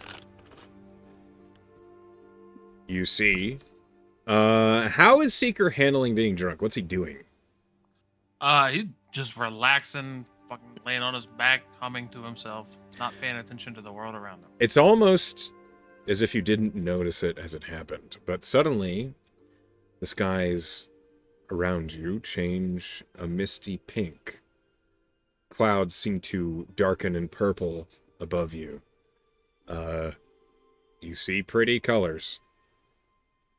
He sees the colors. Hell yeah, he'll just sit up. He'll go, right, well, fuck. This guy's pink. You say that? Just Yep. In the middle of our conversation. Sure does. Alright, so 3 for 3 technically on that. Well, 2 for 3. I'd say, yep, that makes us see a different dimension. He just wanted to see it. I don't blame And him, now actually. he'll Here touch it is. himself and sober himself up. this is what you see as you look out around the cart. So dope. For only a split moment before he cures himself. Well, before I cure myself, if this is what I see, do I see dragons, people, like... Roll investigation. Yeah, I'm dumb. 0. I rolled a total of 0. Oh. You rolled a 0. But You are almost overwhelmed by the bright lights and colors of this other world. It's a beautiful sight to see. It is impossible to not see dragons. You do see a number of them flying around. There are all sorts of colors, but you have a hard time focusing on any real details. And unfortunately, when you try and think back on this, all you really will imagine are pretty colors and huge trees. Fine with me. Yeah, it's too much for him, so he sobers himself up. Okay. As you guys continue onward, we will say, on this day of travel, it's getting late. It is time to start trying to find a place to camp. So, can I please get a survival check from 2 people? Hopefully help. those who are proficient. I'm proficient. I rolled a 10. I rolled a 24. Okay. No. Then let's go ahead and get a campsite going. Once again. Alright. Going to try and do this quickly, but unless there's conversations that need to have or situations that need to occur. Okay.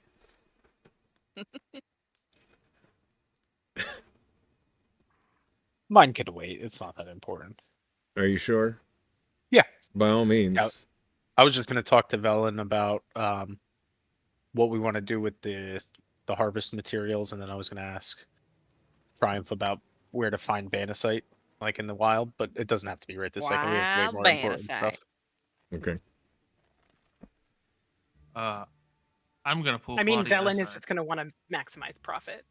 Okay, Well, I'll figure out a way. I think making a we piece should- of armor or a weapon with it might get us the most bang for a buck, as long as we can find Banasite. You pull Claudia aside, Oh Seeker? yeah, sorry, I didn't want to interrupt if anybody else was gonna say anything.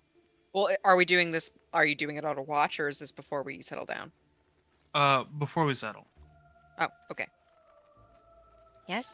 Right, so away from earshot from everyone, he goes. Good luck. Yeah, Tess has a passive perception of a cajillion. As best I can, okay? I Okay. Well, understand. you could roll what, a stealth check? No, I ain't rolling stealth. It's not that serious. All right. But he'll go. So this is awkward for me. Okay. I'm hungry. Oh, She like kind of counts the days on her fingers, and she's like, I thought Seeker and Reverie Right, said well- we had like 2 weeks. Nope. I cannot wait. Was it not 2 weeks? "What was it? What did she? What like did they say?" 3 days. Oh shit. Oh, okay. Yeah, right on schedule.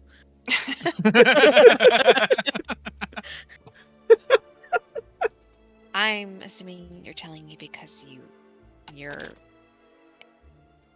I'm assuming you're asking. I Was that am? a yes? Okay. Yes. Yeah. Sure. She just What do I do with my hands? Do you want them? Can vampires blush like normal blush? Yes. Because if so, his face is beet red. This is weird. Let's not make it weird. Just don't kind of shut our eyes and just hold still. He'll grab her hand. He'll grab her hand and I guess bite. Okay, you take a Hand? drink. Do you bite the wrist? The fingertips? Where are you biting? Don't bite my pinky. I have trauma. Pinky trauma. Got it. Not the wrist because I don't want to puncture Tallow something bit and it her off. bleed to death. I know, it's okay. Do Yeah, the sure, Twilight wrist, why not? thing.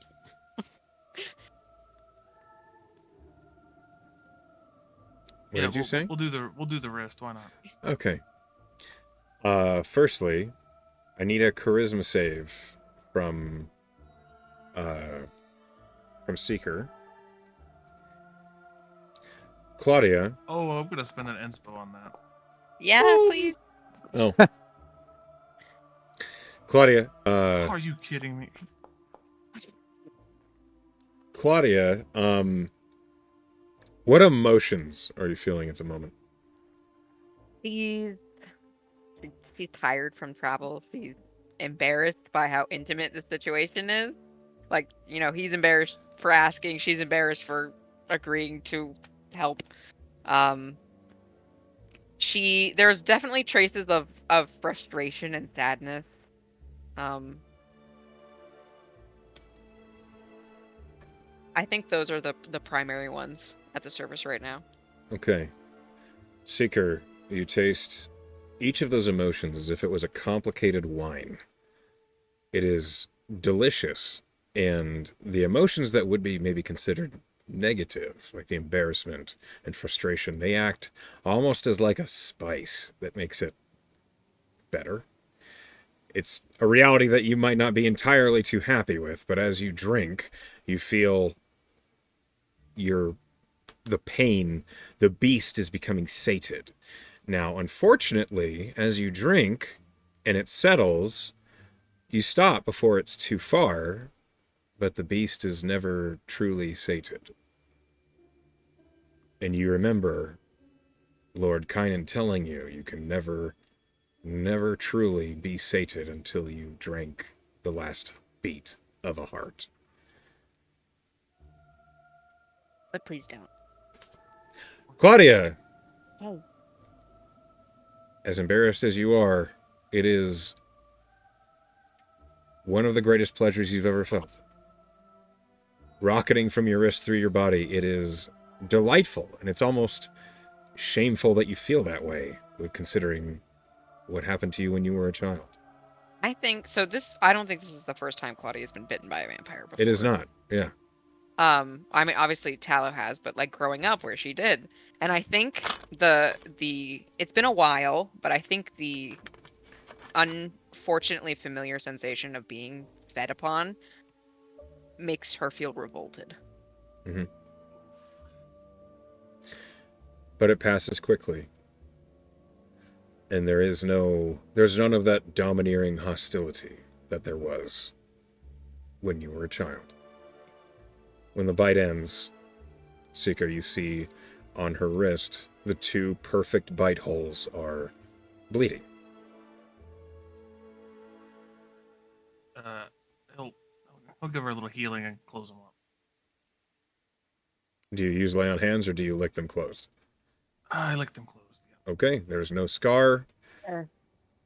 Please, Claudia, you lose 1 hit die. Right. So I roll a d8? Yes. Or d10. I'm a fighter. I'm assuming you're going to use the fighter's hit die because you have more levels than that. Right. So roll a d10 and you take that away from you. I don't use my +3 to con, do I? Or do I? You do. Okay, so it's 6. Okay, you take 6 damage. From my max. Yep. Your health is reduced by 6. Gotcha. Feel better? So much. Great. She'll kind of pull her hand back. Seeker, you lose that point of exhaustion, but you are aware it won't be long before you need another.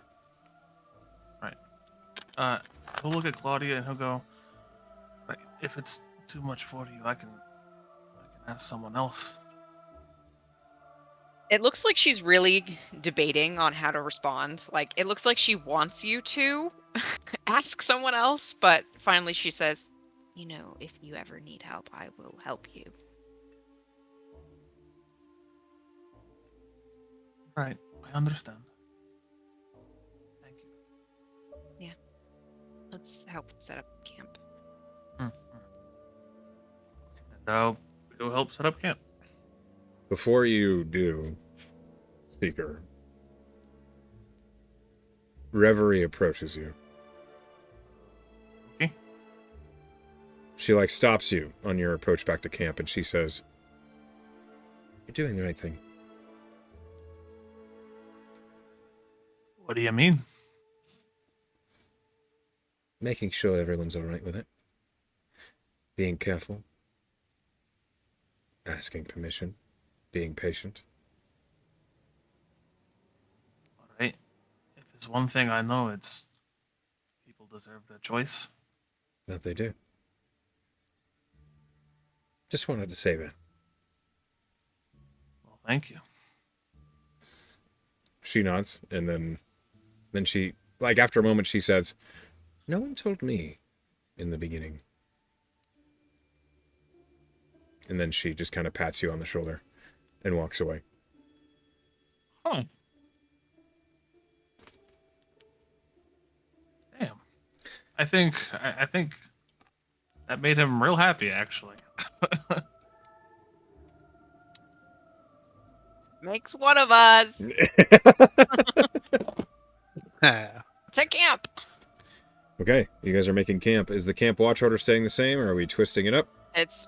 You think Claudia and Tess are going to be on the same watch together right now? I don't know. I don't know anything. Yes, Velin is going to maneuver to be on the same watch as Tess. Claudia is going to be on the last watch because Secret will wake up for the last watch. I want to be on watch with Kacho. Wow, okay. Okay, Never mind. so you are... Fuck are you me. actually, making an effort to wake up to take a watch? Instead of, Yeah. just I'll have a being watch with Reverie. Okay. Triumph will assist in a watch. I think... Go on watch with me and Reverie. Okay. Sure. No, it's me and Artie. Yeah, me and Artie. You- Everyone Yeah, hates bring him on Claudia. over. Or bring him on over. Okay. It's rolling. Yeah. He doesn't You- care. No, neither do we.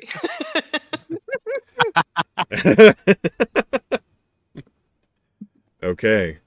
So, our first watch. Artie, Call, and Triumph. A good group. I need a perception check. Triumph will assist one of you. You got it. Okay, you have advantage. Me? I still get to roll though, right?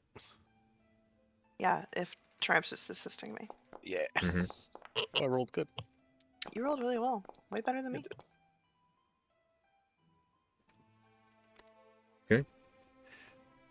Please roll me a D100. You got it, Frog. Okay.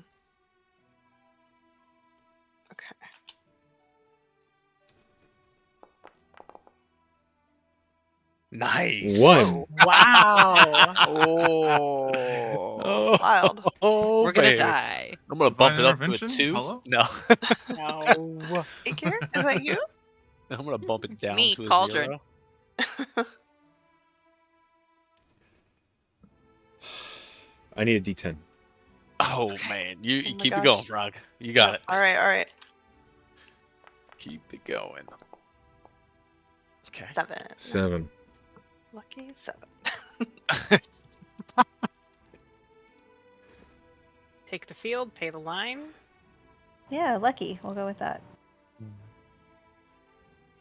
Okay. He's like, fuck, I wasn't expecting this. No, I wasn't. No. Okay, here's what happens. Hold on. Here's what happened. Mhm. I'm gonna say to Suffering. call. Hey, Oh, Colin, if you ever get homesick, I have the little key that we can go to the Astral Sea whenever you want. thank you. That's very nice.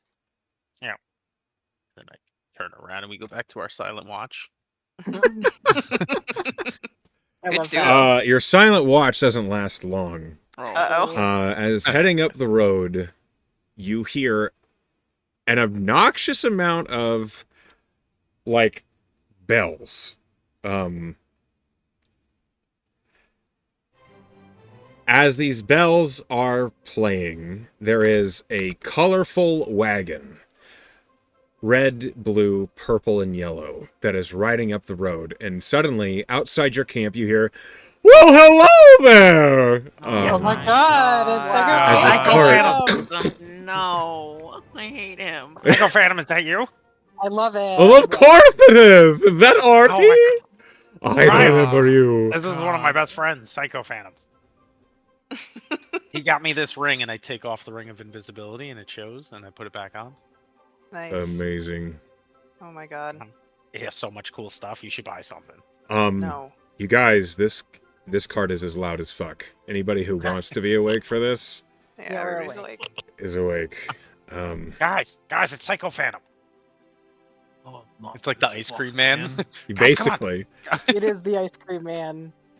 Man, now I want Rolls ice cream. over in her sleeping bag, looks at him, rolls back over. Hello again. Oh no! Don't be like that. Come look at my wares.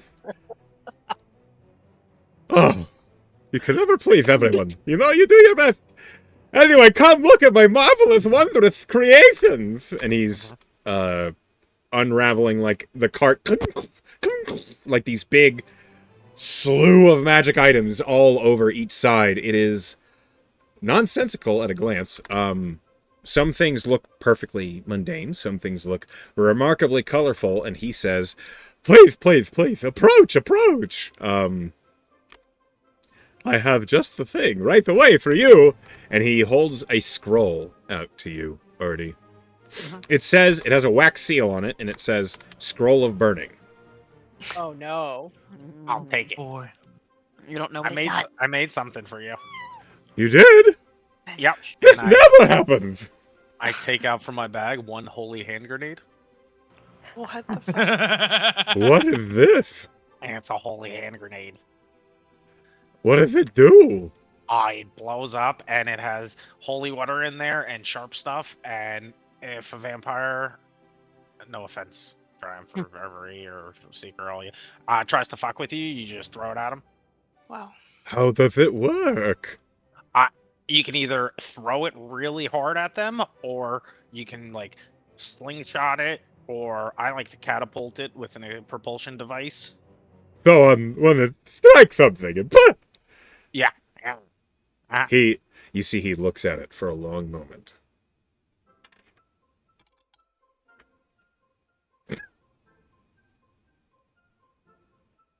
Psychophantom, without another word, looks at this holy hand grenade, opens his mouth wide, and eats it. Nice. Oh, fuck. Did he Uh-huh. explode? Just try not to jump around too much. But I want the holy water, and he hits himself in the stomach, and just Oh. like you see his Like a chest cartoon. inflate, literally like a cartoon, My god. and then Yeah. back down to normal. That was delicious. I'm glad you liked it. That was just a present. You don't need to give me anything for it. Okay. Mhm. Is anybody else approaching Psycho Phantom's cart? Yes, but Velen has pulled out her sketch pad and she's doing something with it first, so someone else needs to take a turn. Okay. By all means, anybody, please approach. Yeah, Yes. Tess totally wants to know what the fuck is going on here. Ah, perfect. What new stuff does he have? Oh, you see many things. You see an amulet. that- You see a huge halberd across the top. You see there is a teapot in the middle of his counter. There's a number of swords along the side. You see he has like a little stand of rings. I want to look at this teapot, please. Oh, of course! And he pushes it towards you. I'm gonna pick it up and inspect it. There is a small label, which is new. He never had labels before. It says it is the teapot of tea time. The teapot of tea time. Okay, so... What is this tea time? You will know, and it will be delicious. So it decides when it's tea time. I don't decide when it's tea time. That is a kink I'm working on, yes. What happens if you don't have tea when it wants you to have tea? Anything bad? It just keeps whistling. Ah, I see. But it's delicious oolong. But it's delicious oolong. Mm-hmm. You love Okay. delicious oolong. Yeah, I mean... It could be fun. Would you Would like not to be try? fun. I would like to try. He reaches into his coat and he pulls out like a little pocket watch. Call. Ah. I need you to Yeah. roll a perception check. Ooh, okay. Heck yeah. That's like a 16? 16. Yeah. You watch as he does this, and every bell, every alarm, every warning in your mind in your training is just going off like crazy as he turns the stopwatch, and the day suddenly creeps up on you all. It is suddenly past. The suns are moving up overhead. They're directly above you. No, I And then jumped forward and farther- tried He to grab needs to be put down. And then immediately the teapot... It is extremely loud. As you jump forward to try and grab the amulet, the Yeah. watch from him. Hey, no touchy! This is my favorite creation. This Wait in one's not line. for sale. I made this one. Should not have that. You don't know. Tess is pouring tea while this is happening. Okay, as soon as My you friend. begin to pour it, it stops whistling. And you pour yourself a cup of tea, and he says, "Yes, you enjoy that.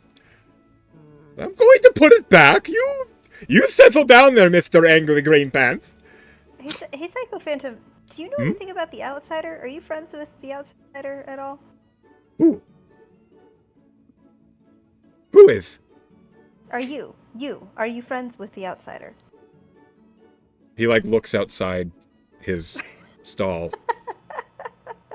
I am inside. They're all outside. Insight check. Yeah, insight check. I can't because I'm sleeping, but thank God. Go there's ahead, nothing. roll an insight check. You're definitely awake. Everybody. Yeah, there's no. She's fucking way. not sleeping. She's ignoring him. He's going, ah. Oh, go away, go away. 11. 11. Tess, I He will give looks you a reroll. genuinely confused. You want me to reroll? Okay. Yeah, I have 4 inspos. Take it. Natural 20! 28. There we Thank you. go. You're welcome.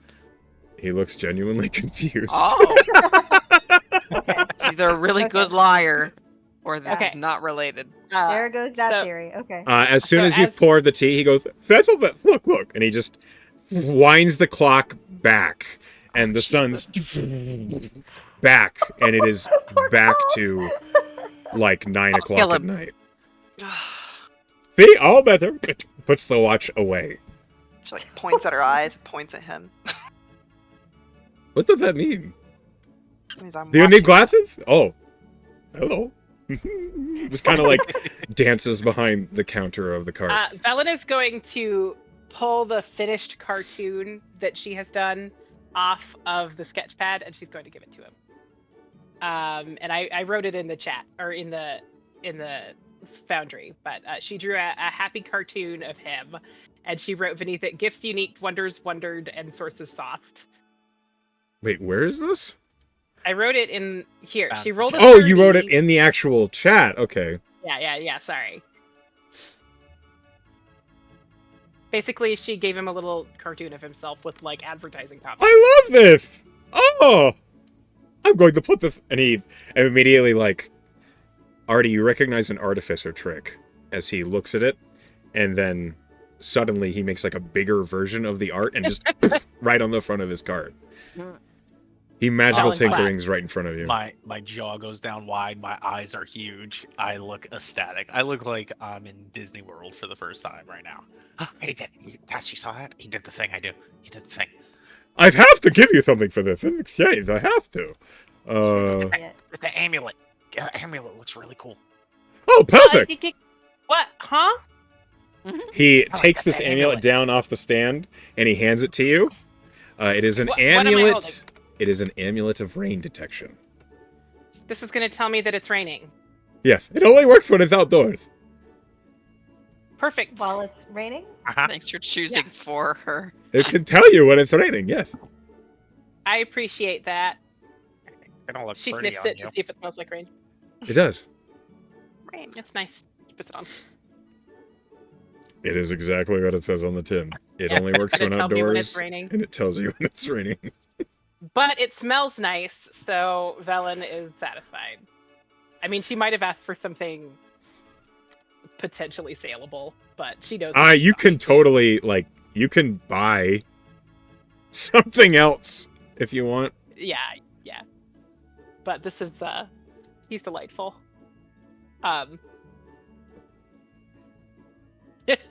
It's 68 degrees, so there's a 30% chance that it's already raining. Yes. Wow. Perfect. Oh my god. Psycho Phantom, do you know what Yes. Antlar is? Oh my god.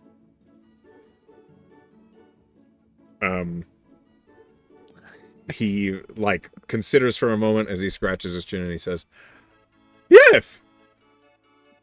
You want to help me fix one? No. Okay. I thought it'd be like a cool bonding experience so we can hang out. Oh, Arthi, I'm happy to bond with you over many things, but weapons of mass destruction is not one of them. Okay. You want to see Okay. my other ring? Not the one you gave me. I take off I have it on my hand, and I teleport it to the other finger. My ring of teleportation. Oh, Yeah, you like that? I do I got like that that. That before- gives me an before I idea. even met you. Yeah. No. Maybe this ring came from somebody that you know. Could be. Mhm. It's gonna make knockoffs. Oh, by the way, over the table, I have 2 wands, 2 rings, and an amulet in my inventory that have no descriptions. Why did you do that to yourself? Oh, they say from tool. That's the things I was trying to get identified. Mm-hmm. 2 rings, 2 Well, wands, and an amulet. later, I guess. 2 of them are from pawns, 1 of them's from tool. Yeah, cool. Just to remember. There is a number of other amulets, rings, and a couple, like a tiara shaped thing on the side of the counter. What is the tiara called? What does it do? It says the diadem of upward inflection.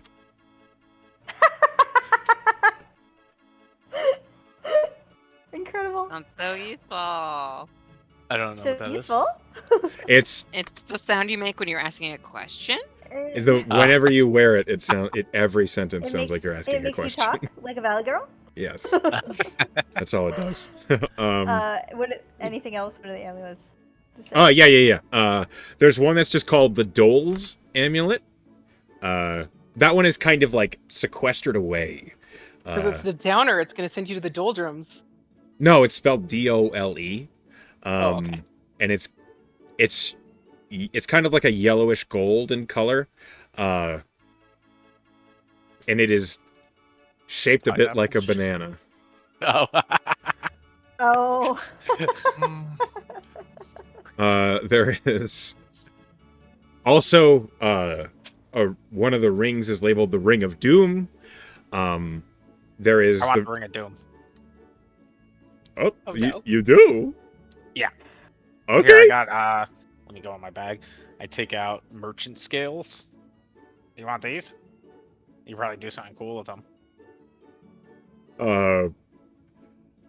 I'm weighing my options here. God, that Oh, hurt. no! That's so good. Fuck. I think Or I this can is give a you- perfect exchange. Yes. Yeah. He okay, will 'cause I didn't hand wanna you give the- my werewolf blood. I don't want that's gross. I know it's a little coagulated at this point. It's no good. It was inside someone. Not anymore. That's the growth part. And then he Yeah. hands you the Ring of Doom.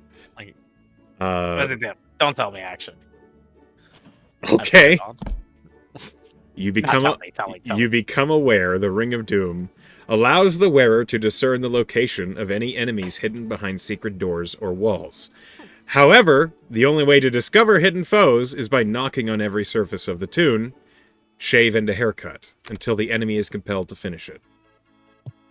This is a Roger Rabbit toy. This is a Roger Rabbit device. Yeah. So You have to Boom. Cut.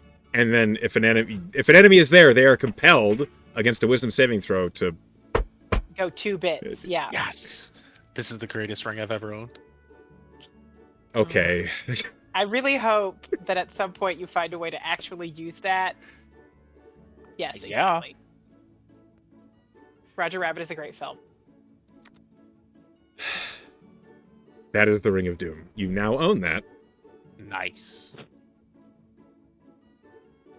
There's also, let's see. Is anybody else approaching? Seeker looks at the halberd. Ah, I see you've noticed one of my most devious creations. Oh no. You see it is labeled the Halberd of Stealth. Oh no. What does it do? It is an enormous polearm. It has reach. It's a halberd. It is a heavy weapon. It behaves entirely like a mundane halberd, but it allows its wielder to move silently. That's it. The idea is an individual like a rogue carrying an enormous polearm probably wouldn't be very stealthy. But this joke doesn't land very well when Seeker is a Goliath and has a dexterity of insanity. It's actually pretty useful. Yeah, I'm kind of... as I read the joke, I'm like, okay.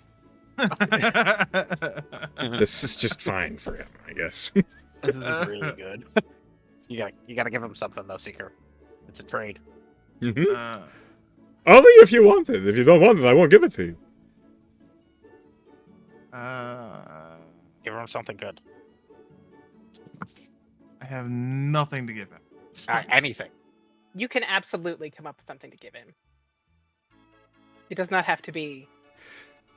He's like leaning on the counter looking at you, and he just like waggles his eyebrows at Waggling you. his eyebrows at you. Oh no. He just sees me ruffling through my bag. He goes, "All right, ain't got nothing." Nah. I start rummaging through your pockets. Hey! I go in No, your bag. no, I'm on your back right now, and I go in your bag. What about these manacles? What about these? I pull him off of me. I have your manacles. When you pull the manacle, Joffrey's like hanging from them. Joffrey, I have food. Fuck. What about this mirror? I take out a mirror from your bag too. Nope, I'm like on pull, your shoulder. I pull you up and just Can hold Triumph you from the see collar. himself in the mirror? Can Triumph see himself in the mirror? God damn it, Seeker! How the fuck do you keep fucking that up? Wow. I say I don't mean that much to you. Do you glance in the mirror, Seeker? No, I'm trying to get Artie off me. Oh, okay. I'm like a squirrel on your back right now. Like your arms are too big to reach me.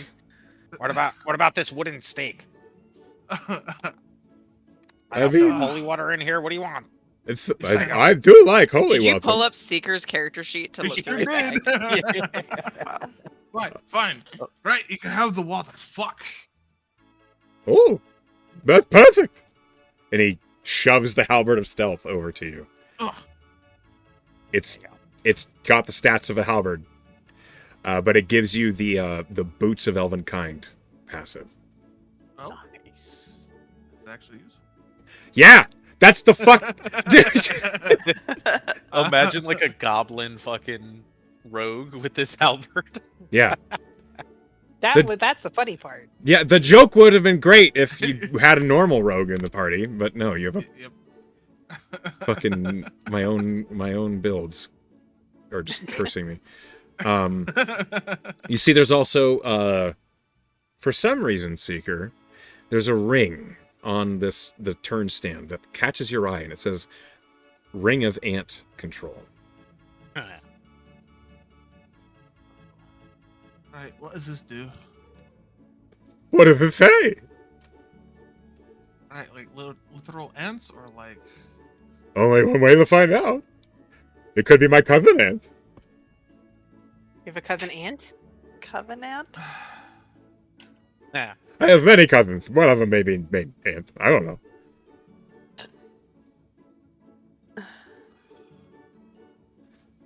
No, I don't want it. Okay, that's fine. He just turns the ring turnstile away so you don't see that one anymore. Do you have anything really sparkly?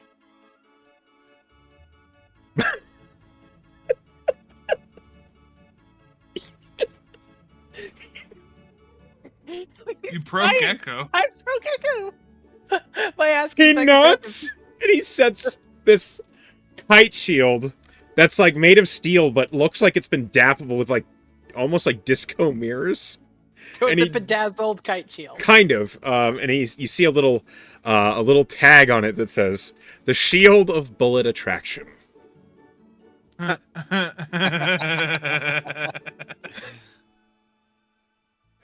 Is this sparkly enough for you? Very sparkly.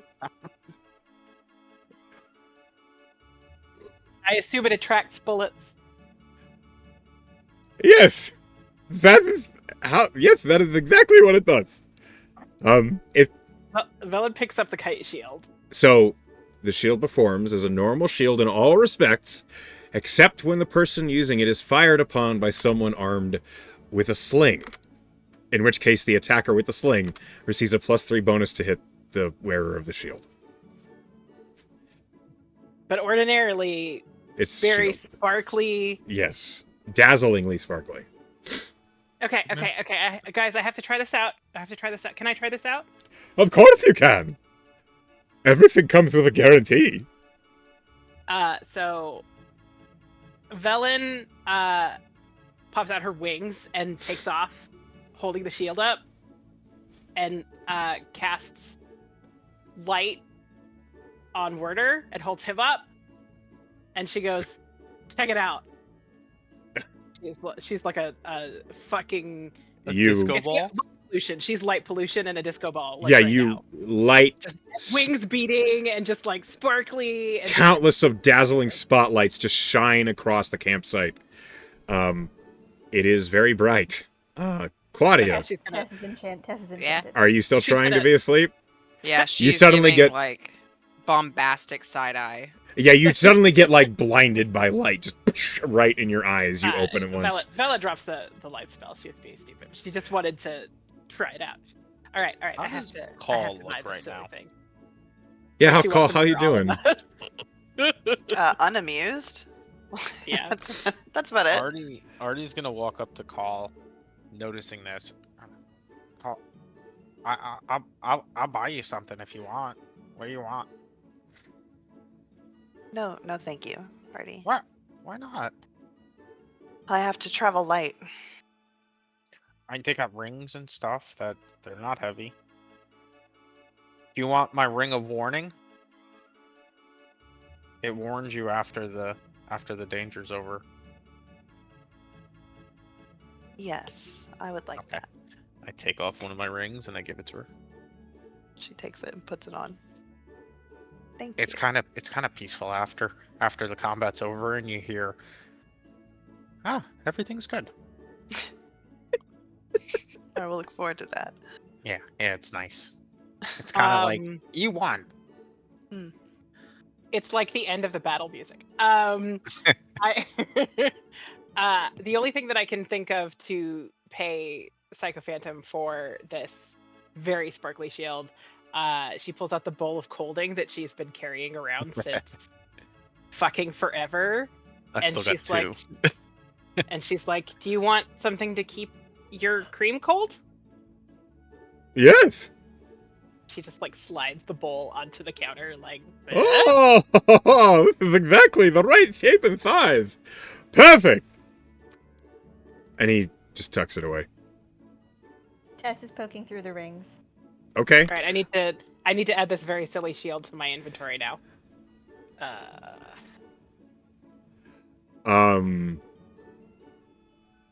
You see a ring called the Ring of Mutual Ignorance. You see you see a ring of turning undead. It Oh, turns God. you into an undead. Uh-huh. Yeah, no. Hold on. I'm getting there. Hold on a minute. You see the Ring of Ting. It goes ting. That's what it's called. The Ring of Ting. One moment, please. You do see the Ring of Ant Control. That one is still there. Because Seeker was unimpressed. Oh. It's Ring of okay. Controls Where the ants? hell is a kite shield? It's just a shield. There's no kite All shield. right. Okay, I'm just adding a shield, and we will know that, and I'll just like add notes on it. It's a kite. Yep. You see also the Ring of Harlot Detection. What? Oh yeah, Tess needs that one. How Okay. does it choose what? Oh, who No, is you a can't harlot? have it. It will just be going off constantly in this party. I know that's why. When you look at the Ring of Harlot Detection, it's like a silver band with basically red and white like electrum going through it. Oh, I think you have a taste for the nonsensical. Two. Be ready for that one when it goes off. You never know where it'll end up. What do you mean? It goes onto someone else's finger, or? Maybe you'll have to try it and find out. Okay. But I will require payment first. Yeah, she she slides over. You said you wanted the holy water, right? After That's great. I love holy water. Yeah, she'll slide him a vial of that. Yeah, he immediately just immediately starts drinking it, which isn't really Alright. what you expect people to do with holy water, but that's what he does. Not really. That's And he not just really at all. But pushes the Ring of Harlot Detection to you. cool. Yeah, she puts it on. Does Okay. it detect any harlots? When you think about it, what does Tess consider when she considers someone of promiscuous value? Oh, Like, God. what sort of person comes to mind? Promiscuous. Think someone just shoots finger guns at her. Yeah, I mean, she thinks of herself, honestly. Like, she's pretty in terms of, like, she kind of considers herself to be a little bit of a harlot, and she has, Velen has, a harlot edge to her. Okay. So, suddenly you find yourself compelled to point west. And as you do, the ring, pulls off your finger and just flies off in that direction. Can I chase it? How far does it go? You can absolutely chase it. Roll a perception check. You are chasing a ring floating away from you in the dark. This music makes me so happy. 20. A 20! Okay, yeah. You can chase it as far as you like. After about... Okay, how far does Tess chase She'll this chase ring? it to, the edge of the campsite, and if it decides It to just go keeps further, going. Yeah, it then just it's keeps going. lost. Yeah, that's fine. It's Okay, going bye. somewhere. Detect some harlots, that's fine. Bye. It'll come back! It'll come back when it realizes you've stopped chasing. Okay. Will it? Oh, will it detect me? And Are come you back? a harlot? I mean, a little bit, yeah. Then yes. All right. I guess I'm the right person for this ring. Okay. We can consider wrapping up the encounter with Psycho Phantom. Yeah. I'll All the give silly people have gotten silly things. I'll give one more opportunity. If anybody wants any one thing. I added my thing on D&D Beyond because I couldn't figure out how to add it on Foundry. Okay. The last thing he's going to offer, since no one pitched, let me roll. Call.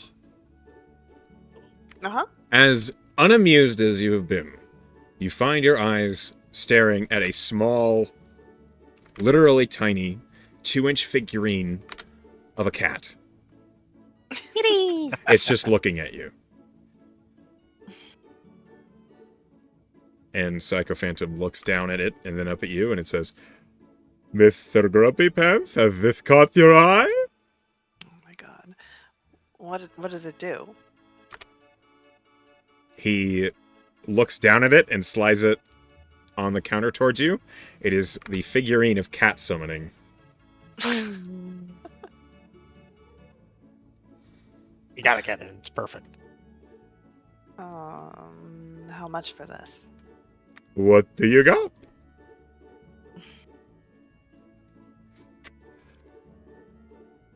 I am here to barter.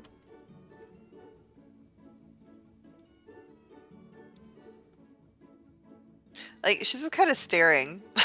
Call has no creativity within her. Sure. It's like, Never mind. Thank you. Aw. It's okay, guys. She doesn't It really is okay. Perhaps next time I'll find you in a better mood. And then he lifts up the boards that make the cart, and he begins to close the doors, and he says, It has been wonderful working with you all. I hope you all have a pleasant night. Maybe I'll see you again. Wait. What? I hand over What? a peg leg. I take a peg leg. Not you. I take a peg leg out of my bag and I give it to Call. Give him this. He'll like it. I promise. She looks confused. She's Just like, has give a it to him. peg leg? What is this? It's like a Yeah. stick, right? A peg leg. It's yeah, but it has like the attachment where you can put your nub in there. Mm-hmm. Yeah, give it to Why him, do you they'll have like it. this, Artie? Don't worry about it. Just get your little cat toy. All right. Hey, would you trade the cat summoning statue for this peg Oh, of leg? course I would. Wow, Yeah. okay. She looks kind of okay.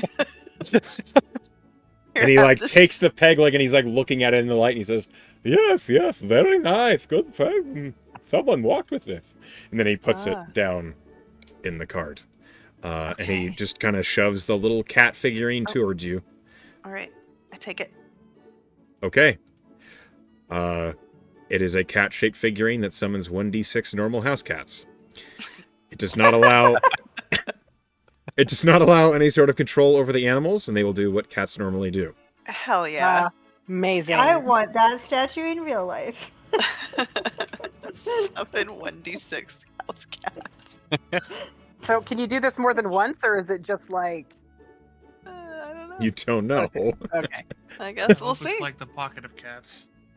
It's similar, yeah. And on that note, I must bid you all a farewell. So, thank you all for a pleasant evening. Bye, Thank you all for the Phantom. trinkets. And I've had plenty to drink, so I'm feeling right as rain. Psycho And Phantom, we're gonna see you again, right? I don't know, he says from inside. And then Wow. the cart begins to wheel on down the road. Okay, bye. I'll miss you. As Has hugs already. Psycho Phantom's cart makes That's its gonna be you one way. day. I know. I hope.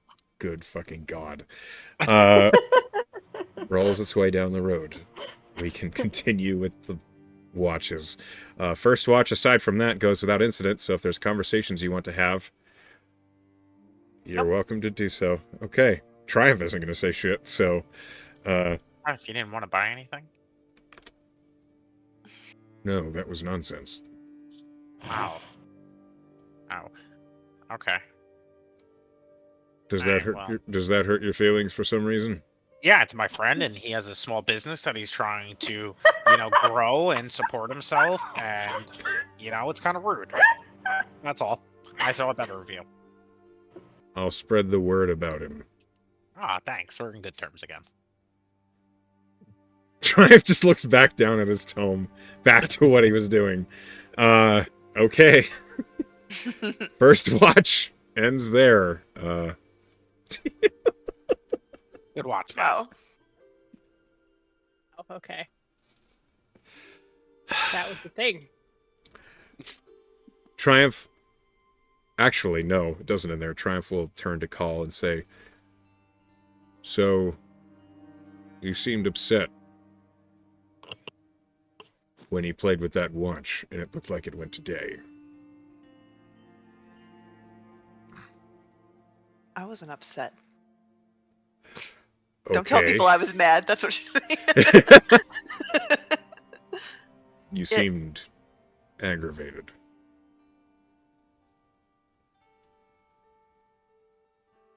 It is not for people to affect the flow of time. Do you think that was truly time or not just an illusion? It was time. Everything else about that fellow was parlor tricks. She kind of just smirks. Is that what you saw? Yes.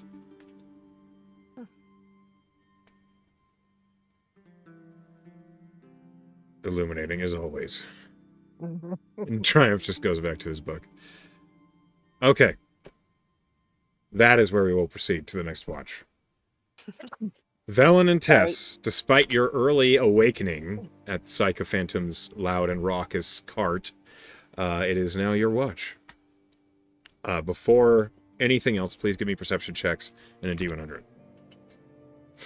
Okay. Should we both roll, or do you want to go with advantage for the perception? I guess we're both proficient. No, that's better. Good job.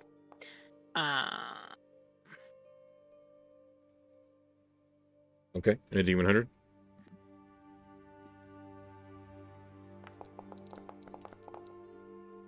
Okay.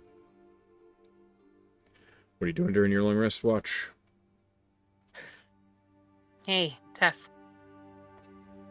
I got a question for you. Yeah. Sorry. You were a little sauce today.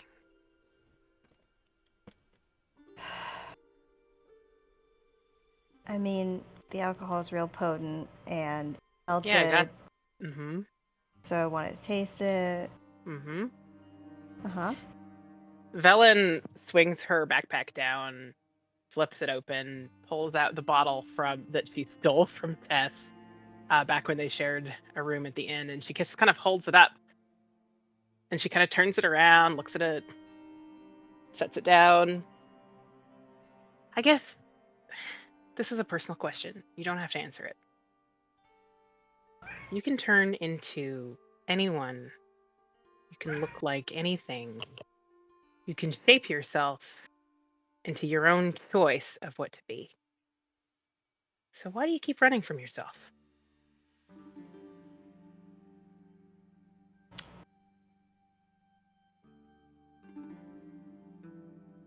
Because not all of us have a very strong self. So you think you're weak? Yeah. I am.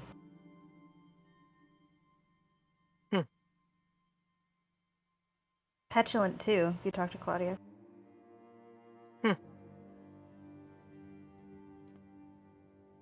Not the vibe I get.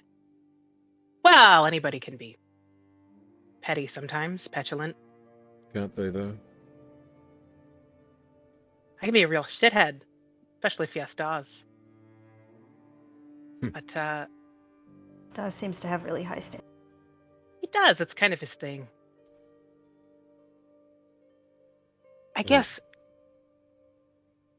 Only because I expect the best from you, as I should. Thank you, dear.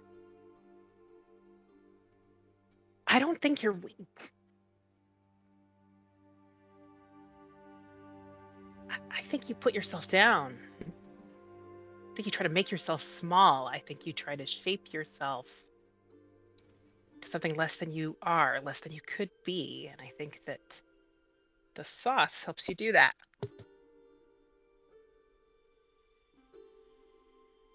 Well, that's insightful.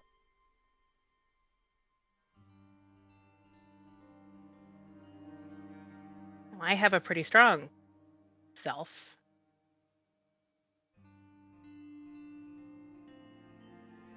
You could say I dominate the stage of life. Yeah, you're good at it. Got a gravitational charm. Yeah, I know. You don't dominate life. On purpose. Don't I? No. If that's what you wanted, you would have stayed right. You don't think you want to dominate anything. You could be the leader of the group if you wanted to, but I don't think. I don't think I could be the leader of this group. It would be a pretty job. I don't think this is a group that wants a leader. I think that this is a group of chaos. I think we're kind of like a weird little fucked up family, and I kind of dig that because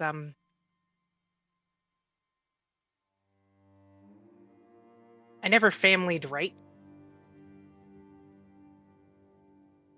You know, I really like your uncle. Yeah, he's pretty Uh, great. He's really supportive. Yes.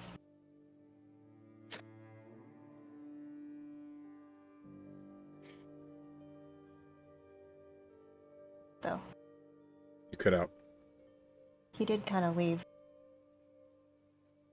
He had to follow his own path, but he wasn't leaving No, you. I mean, before. Mm.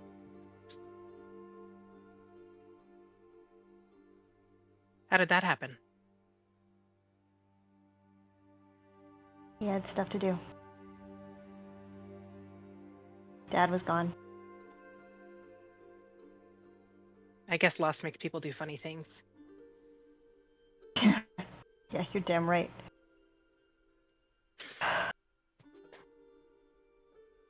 Listen, I know you've been helping me a lot with the money thing, and I know you were trying to take care of me when I was sacked out after Speaker, and I appreciate it. I do. I'm not very good at letting myself be taken care of. I never have been. Um,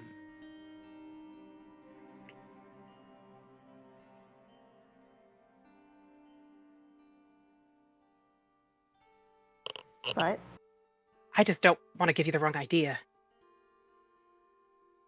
what do you mean?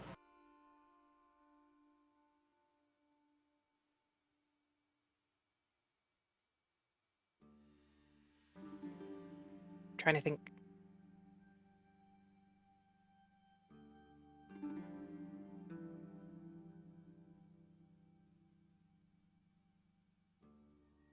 I'm not very good at trusting people. I'm not very good at making connections, and I tend to run away from them. You and me both. Yeah, I got that actually. And I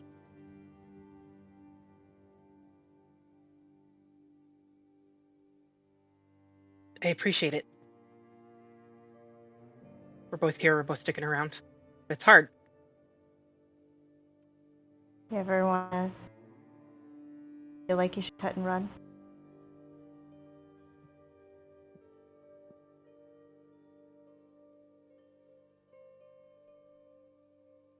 Part of me thought I should and get it over with.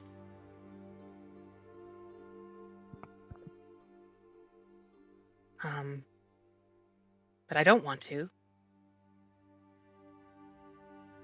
So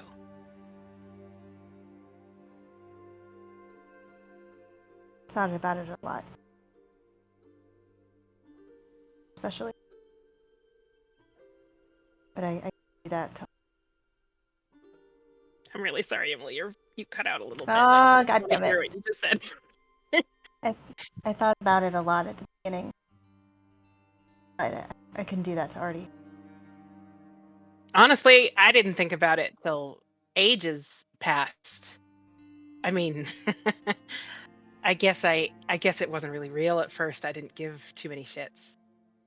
Once it starts becoming real, it starts becoming a real connection. I think I think when we lost Jericho, I realized that maybe I was starting to become somebody's sister again. And I'm not great at that historically. Well, it seems like you haven't really had the best brother. It's not his fault. Sure? I'll rephrase. It's not all his fault. He made his choices. But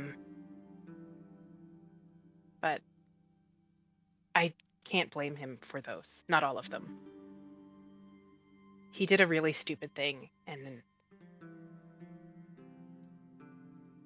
I'm kind of blackmailing him because of it, because I needed the money. But if I was going to take him down, it would have been years ago.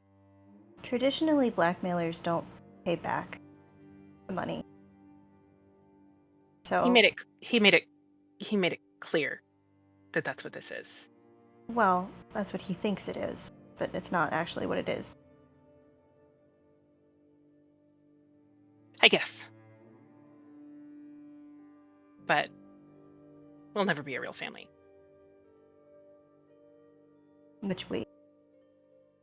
Oh, me and him. Me and Kel. Found family, that's the only kind of family I get. And that's okay. In ways it's better. We can make our choices. We can choose our paths. And I know Dawes just thinks I'm fucking around, but I don't think But you're anybody not. in this group is weak. Sometimes we're nonsense. Sometimes we do stupid shit, make dumb mistakes. But we have a path.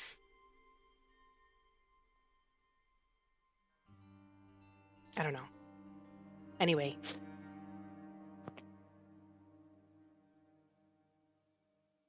It's important to me that you don't. Sorry that I don't what? That you don't get hurt.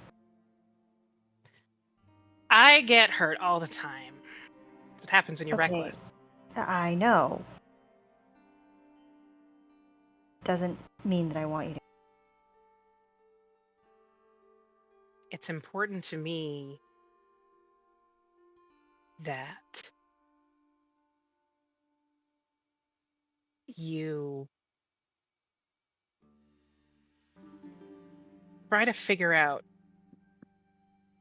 who tessellation is and let yourself be that person.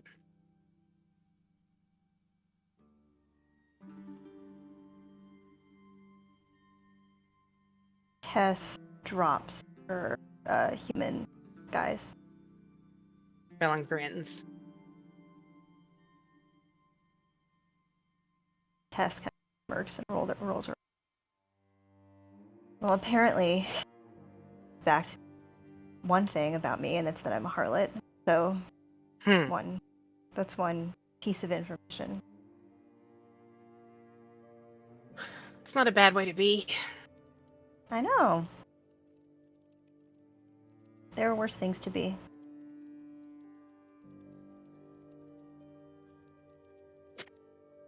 Anyway,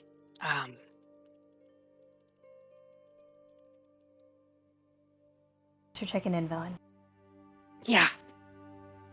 I'll make every effort. Delicious. And also very funny.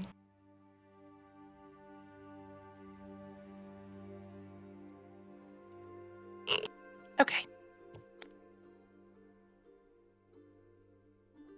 So, as the two of you in your conversation winds down, you rolled a quiet watch. So, your watch passes without incident. And we proceed to the next watch. Seeker and Katja. Go ahead and roll me perception. Katja will roll hers as well. Thank God, because I am not good at it. Yeah. Buddy. Yeah, she rolled a dirty 20. Thank God. And D100? Yep.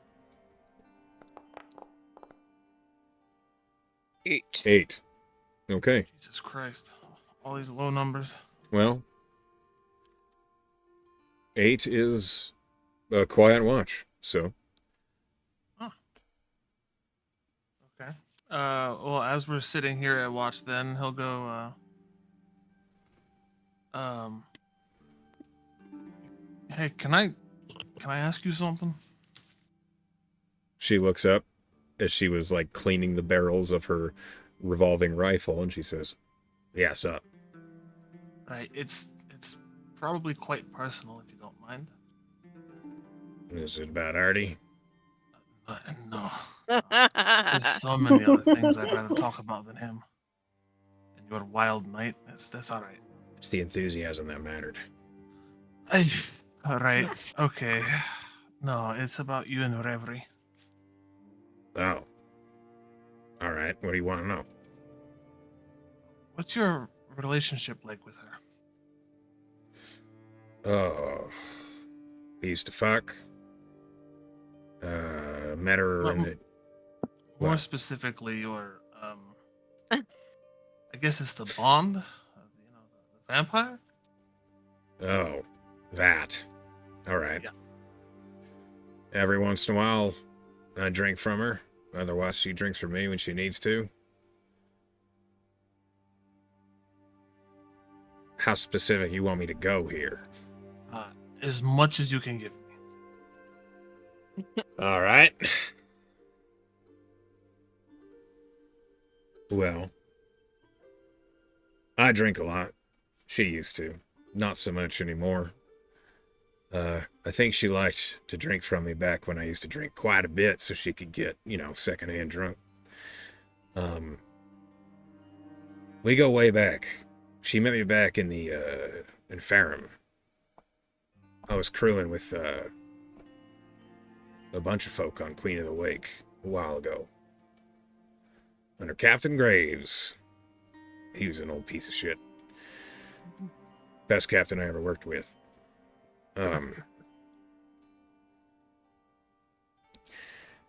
Anyway, yeah, she met me there at the ship's stool and bought me a drink. We kind of hit it off real well right away. And I didn't realize it at the time, but she'd slit me some of her vitae, they call it. Now, I was not happy about it when I realized that's what she done, but I thought about it. She's almost fucking killed herself trying to save my ass. She's professed to loving me. Now, I got lots of trauma and lots of shit going on in my life. That means love isn't really on the table. And I told her that. I warned her that. It didn't really go well. At all. Like, it really fucked her up. I didn't tell you this, by the way. Right, of course.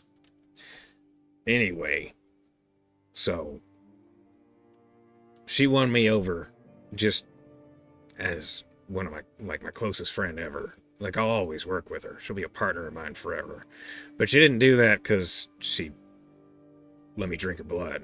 Because I didn't even know I was drinking her blood at first. I had no fucking clue.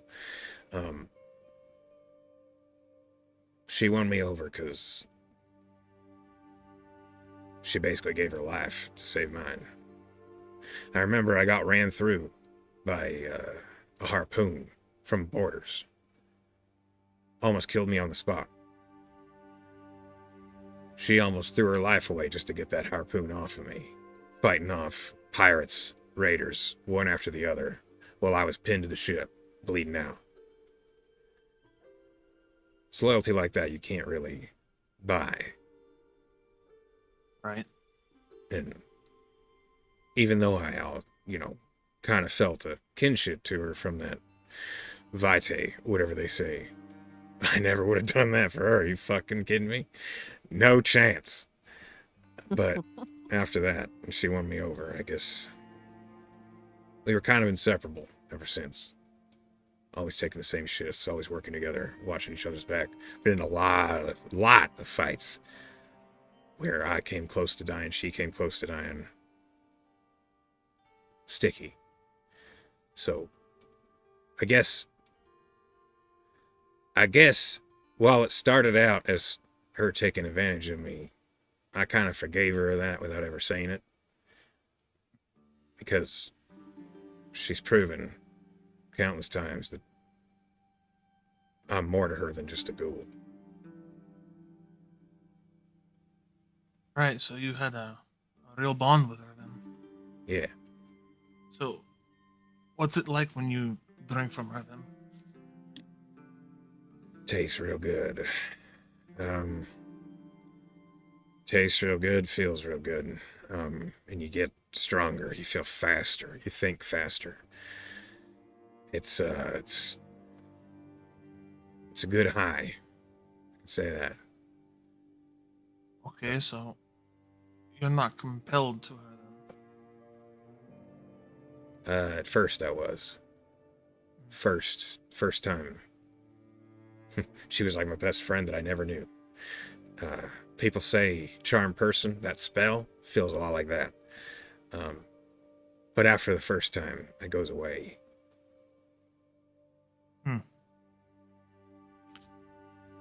Oh, right. That sounds like more than I bargained for. I think take some.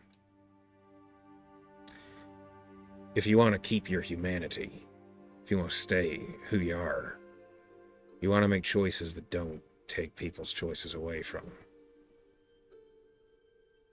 them. As someone who's had all theirs taken away, I understand that. Sure you do. I didn't really know it at the time, but I learned it, and I was so fucking angry with her. I don't think she even knows.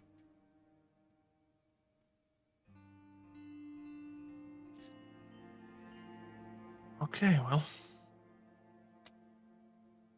Just don't sneak it into somebody's drink. That's what I'm saying. Right, never. What the Well, that's what she did. I didn't think it was the thing that people did, but she did. So, I mean... Right, well, that's fair. I gotta say it now. You know, they make rules for a reason, because someone breaks them. Right. Does that help? A great deal, actually. Right. Well, thank you. Mm-hmm. And Seeker is going to tie his liquor to him. Okay, roll me a survival check How for the knot. paranoid. Why would he do that? Katja, like, watches you do it, and she's like, I'm not gonna... Son of a bitch. Right, it's not for you. Fucking... You know, you want a flask? Well, it won't hold all of this, will it? Well, no, but you could put the rest in, like, a bag of holding or something, and then if someone does I'll steal have out one. your flask... Oh, fuck that. You better get one quick. Right, well, I didn't need one before this group, so... Well, life changes quick. Get used to it, bro. Yeah. You're not fucking wrong. But until then, this'll have to work. Yeah, it looks like it. You want me to take a try? Yeah, if you wouldn't mind. Mm-hmm. Looks like a knot tied by a baby. And You don't have to be so fucking aggressive with it. I love her.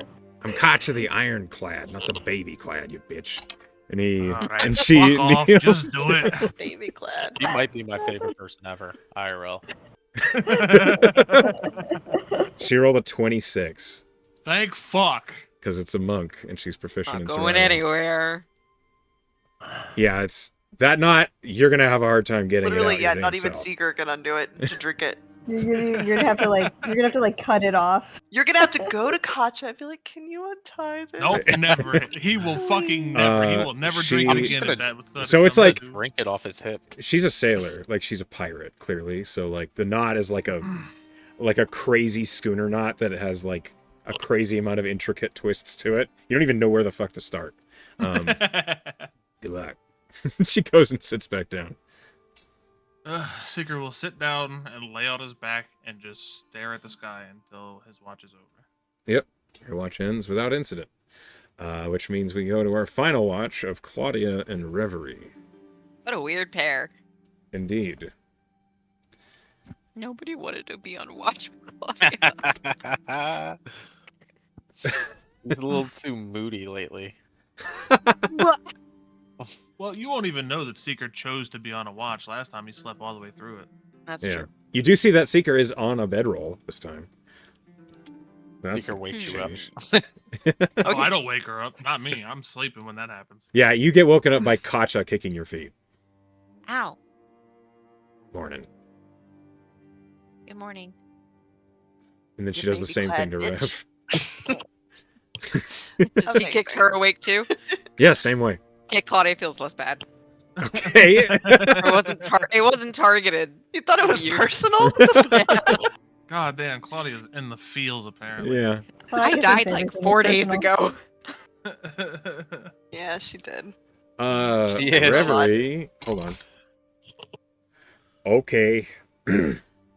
There is a quiet moment when Reverie first wakes up, Claudia, that Reverie gestures to Kacha, and then there is kind of a quiet moment where Reverie takes a sip from Kacha. Claudia averts her eyes like it's pornography. It's very quick, and then Kacha goes and lays down. Like, it's nothing like what it was with Seeker. It's like, quick, bite, done, and then Kacha goes and lays down.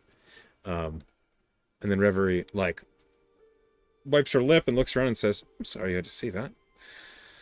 I mean, it's fine. It's not my first time.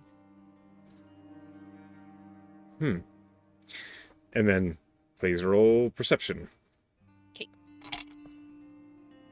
Okay. Reverie rolled a 10. I rolled a dirty 20, so we're fine. Thank fuck. Hopefully. Okay. Roll a d100. I don't like when you say we're fine. 13. Okay. I guess we're having a quiet night. Hooray! If there's anything you want Nice. to talk to Reverie about, you can. Otherwise, we are going to proceed. I didn't have a specific thought for Reverie, but she did have a conversation she wanted to have. Okay. It's gonna be on the inside. Ah, okay. Yeah. So Reverie kind of goes about patrolling. She just kind of walks around with her hands clasped behind her back, just looking around, and you kind of meditate almost.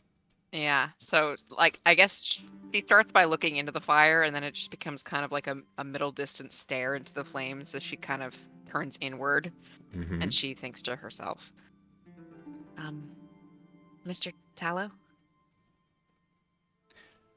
Oh. Yes. Uh-oh. You have my attention. Is this corpse gone, hopefully? No. But there is Oh. almost nothing left. It's like an ethereal upper chest and shoulder and the head, and that's it. Are you almost done with him? Unfortunately, yes, you have not gone to any effort to find me a replacement, and I will have to take action myself We're soon. in the woods. And there are travelers wandering by every day. Don't tell me you haven't noticed them. I kind of wanted to talk to you about that. Mm-hmm. It's one thing for you to feed off of people I don't know and strangers in a big city, Mm-hmm. but eventually we're going to end up back in the place I live. And it's a lot smaller. And I know a lot more people there. Do please So get I to the wanted- point soon, love. To ask you not to feed on someone I care about. I have agreed to And- spare your party, those you travel with. What more do you want? I need Other- to eat. I know, and it would be fine if we're in like a fight. Anyone we're actively fighting, really, it's probably okay. Then perhaps you should consider setting them up for me. Right, with the magic you've given me. Mm-hmm. I will. If you're willing to We- work with me in such get ways into a as fight. that, then we have no problem. Right. But I warn you, you are swearing your life to an awfully violent lifestyle. Off every day, going and getting yourself into brawls and conflicts with people you intend to feed to your master. Are you sure you can live with yourself, knowing that? If you don't hurt someone I care about. I see. You said you wouldn't hurt anyone in the party. Correct. There's someone back at Endsmeet who I really care about. And he's not in our party, but Who is he? his name is Thomas. And what is he to you?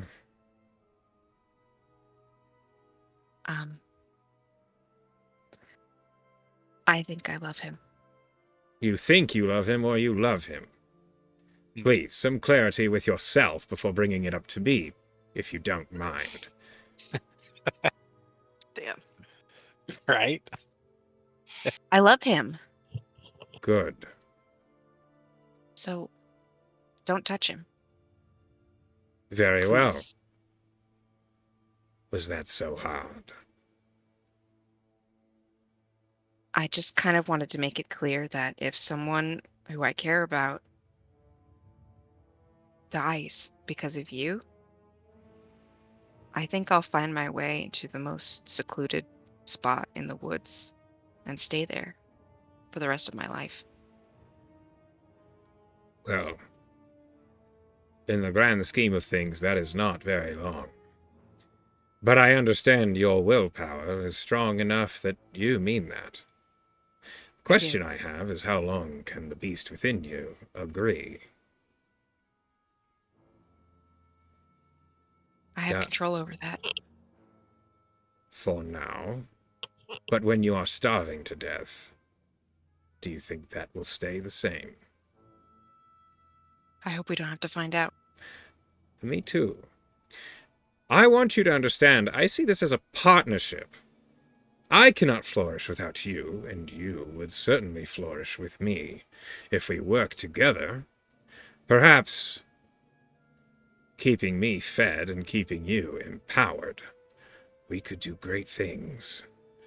We could bring an end to those who tortured you for so long. We could give them the pain you so badly want to. I was already going to do that. I'm sure you were, but imagine how much easier it would be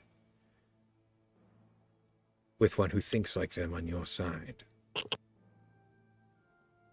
We could find your parents, and I promise I would not harm them either. I appreciate it. There should be a little bit of trust between us. Hard-earned, but it should be there. I have imbued you with power. I've kept my word to you. I'd like to see, a little bit of good faith go my way. As much as you might like it or not, we are on the same side. What do you say? Fine. Good. I really do hope you might find a little snack for me soon. As soon as possible. I appreciate it. And it turns out, remoras are not sufficient snacks. That was disgusting and bitter, and I never want to drink of that again. No harm, nor foul. It was worth trying. For her part, Claudia has been looking anywhere but at the remnants of the person they've sacrificed to him. That's all I wanted to talk to you about. I understand. Go on then, sweet thing. I will be here, listening and waiting. She just opens her eyes. As you finish introspecting, Reverie kind of like walking by. I don't think she has a chance, but I'll roll. No. She is completely oblivious. Seems to be her MO. Yeah. Not the strongest wisdom score. She's a herbo. She certainly is. She looks so cute. You guys can all click the long rest button. As a Do beginner, I get my hit die back? Yeah. from Seeker? Yeah, you do. Okay. A note, Claudia. It is your last day with that soul intact within the Dreadthirst vial. I understand. So, as we push on to the next day, that is where we're going to end tonight's session. Lots of RP tonight, lots of dumb shit. We happen That's to roll what we do. Psychophantom. That's how it goes. But as we come to the end of it all, the end of everything, the end of the session, I want to thank you all for playing with me tonight. And before anything else, we got to go to the players' vote for inspiration. So, who did something that you liked and why? Dooch, we're starting with you. I was very torn. I really liked the conversation between Velen and Tess, and I was very torn on who to pick. And I like the direction of where Tess went with it. Strictly for the fact of you can kind of tell where she's at mentally right now. Don't get me wrong, I liked what everything dark Velen place. said. Yeah, but you can really feel that like she ain't doing well at the moment, and she articulated that to us while still trying to make it seem like she was fine. I think you played that really well. Thanks. So, Tess, okay. Hellfrog. I am also voting for Tess, and I wrote it down earlier, and it's because I liked that when she was getting gaslit by Rudy about the dragon she saw, she sent a message to it to prove it, like burning ascending spell. She's like, no. I thought that was Yeah. cool. I know what I'm looking at. That's a dragon! For the record, it was an ancient amethyst dragon. Ooh. God. Goddamn. Good thing it was in the plane of magic or whatever, Arcadia, and and it couldn't, was like, couldn't immediately This incinerate. fucking stupid It's like, mortal? What are you talking Who the about? fuck is talking to me right now? Sounds like Like, an... I'm in What my is this crib. person doing in my Are you DM? drunk? No, you said a pissant. Yeah. Oh, a Piss pissant. ant, I misheard yeah. it as peasant. Yeah, even Yeah, worse. pissant. Same It thing. is even worse. Jesus. Okay. Pen. I want to give it to Seeker because of his conversation with Katja. I thought it was really enlightening for Seeker's perspective of like forming a bond with the ghoul, and maybe that's changed his mind on the topic. I don't know, but I also really liked the lore drop because that was interesting. Cool, cool, cool. Seeker. All right, next. Emily. Really hard choices because everyone did so awesome per usual. I really appreciate. I'm gonna. Hard. I want to honorable mention Artie for his just like unabashed joy at seeing Psychophantom, and especially the moment where he figured out that Psychophantom is like also canonically an artificer, and like the immediate bond, adorable. But I gotta give it to Velen. Magic shit. He'd like... Yeah, I gotta give it to Velen for so many reasons. She took good care of Tess in many ways, but I especially like the story that she told. I know I kind of like threw a curveball at you by being like story, and you were like, yeah, and instead of being like she tells a story about blah blah blah, you were like, no, here is an actual story, and it's gonna like be thematic, and I love that. Let me you're just creative, and look I love up it. this thing I wrote and make sure I didn't forget what it was. It was really good. I actually It forgot was about so that. good, and I appreciated it. It was very good. So did Tess. Okay, next. Sal. Ah, fuck. Me. He was coming. I know. It is hard to pick. There was a lot of cool stuff tonight, and a lot of it was serious business. And I really liked the Velen and Tess scene. I really did. I thought that they are on interesting and different ground than they were. But I want to give my vote to Artie for climbing Seeker like a monkey and going through his stuff. That was amazing.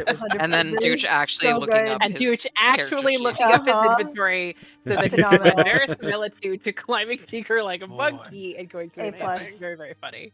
You're not paying my homie. Not paying my homie. That's my guy right there. Jesus.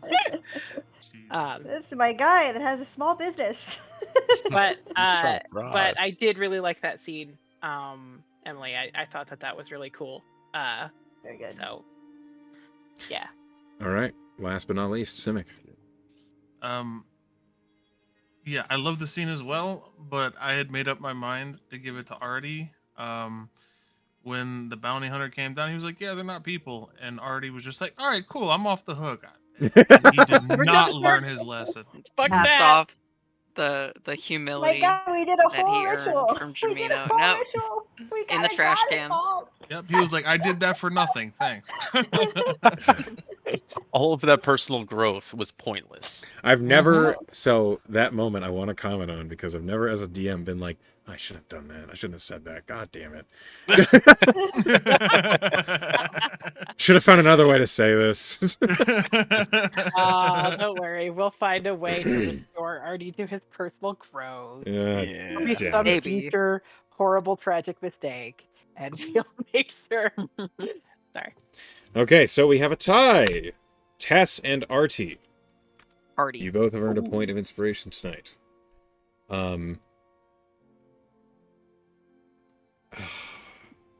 Tonight was a lot of fun. There was a lot of nonsense. Didn't get nearly as far as I wanted to. That's okay. That seems to We happen. We are too much. Well, you did roll Psychophantom, and he always takes a big chunk of time. Yeah. Thank you all for playing with me tonight. I hope you had a good time. And to those of you who are at home or at work listening, hi, Pen and Emily And everybody else. I myself. Hi, Emily. Emily. We love I you all, myself. Emily. and we wish you all a good night. Okay, bye. Bye.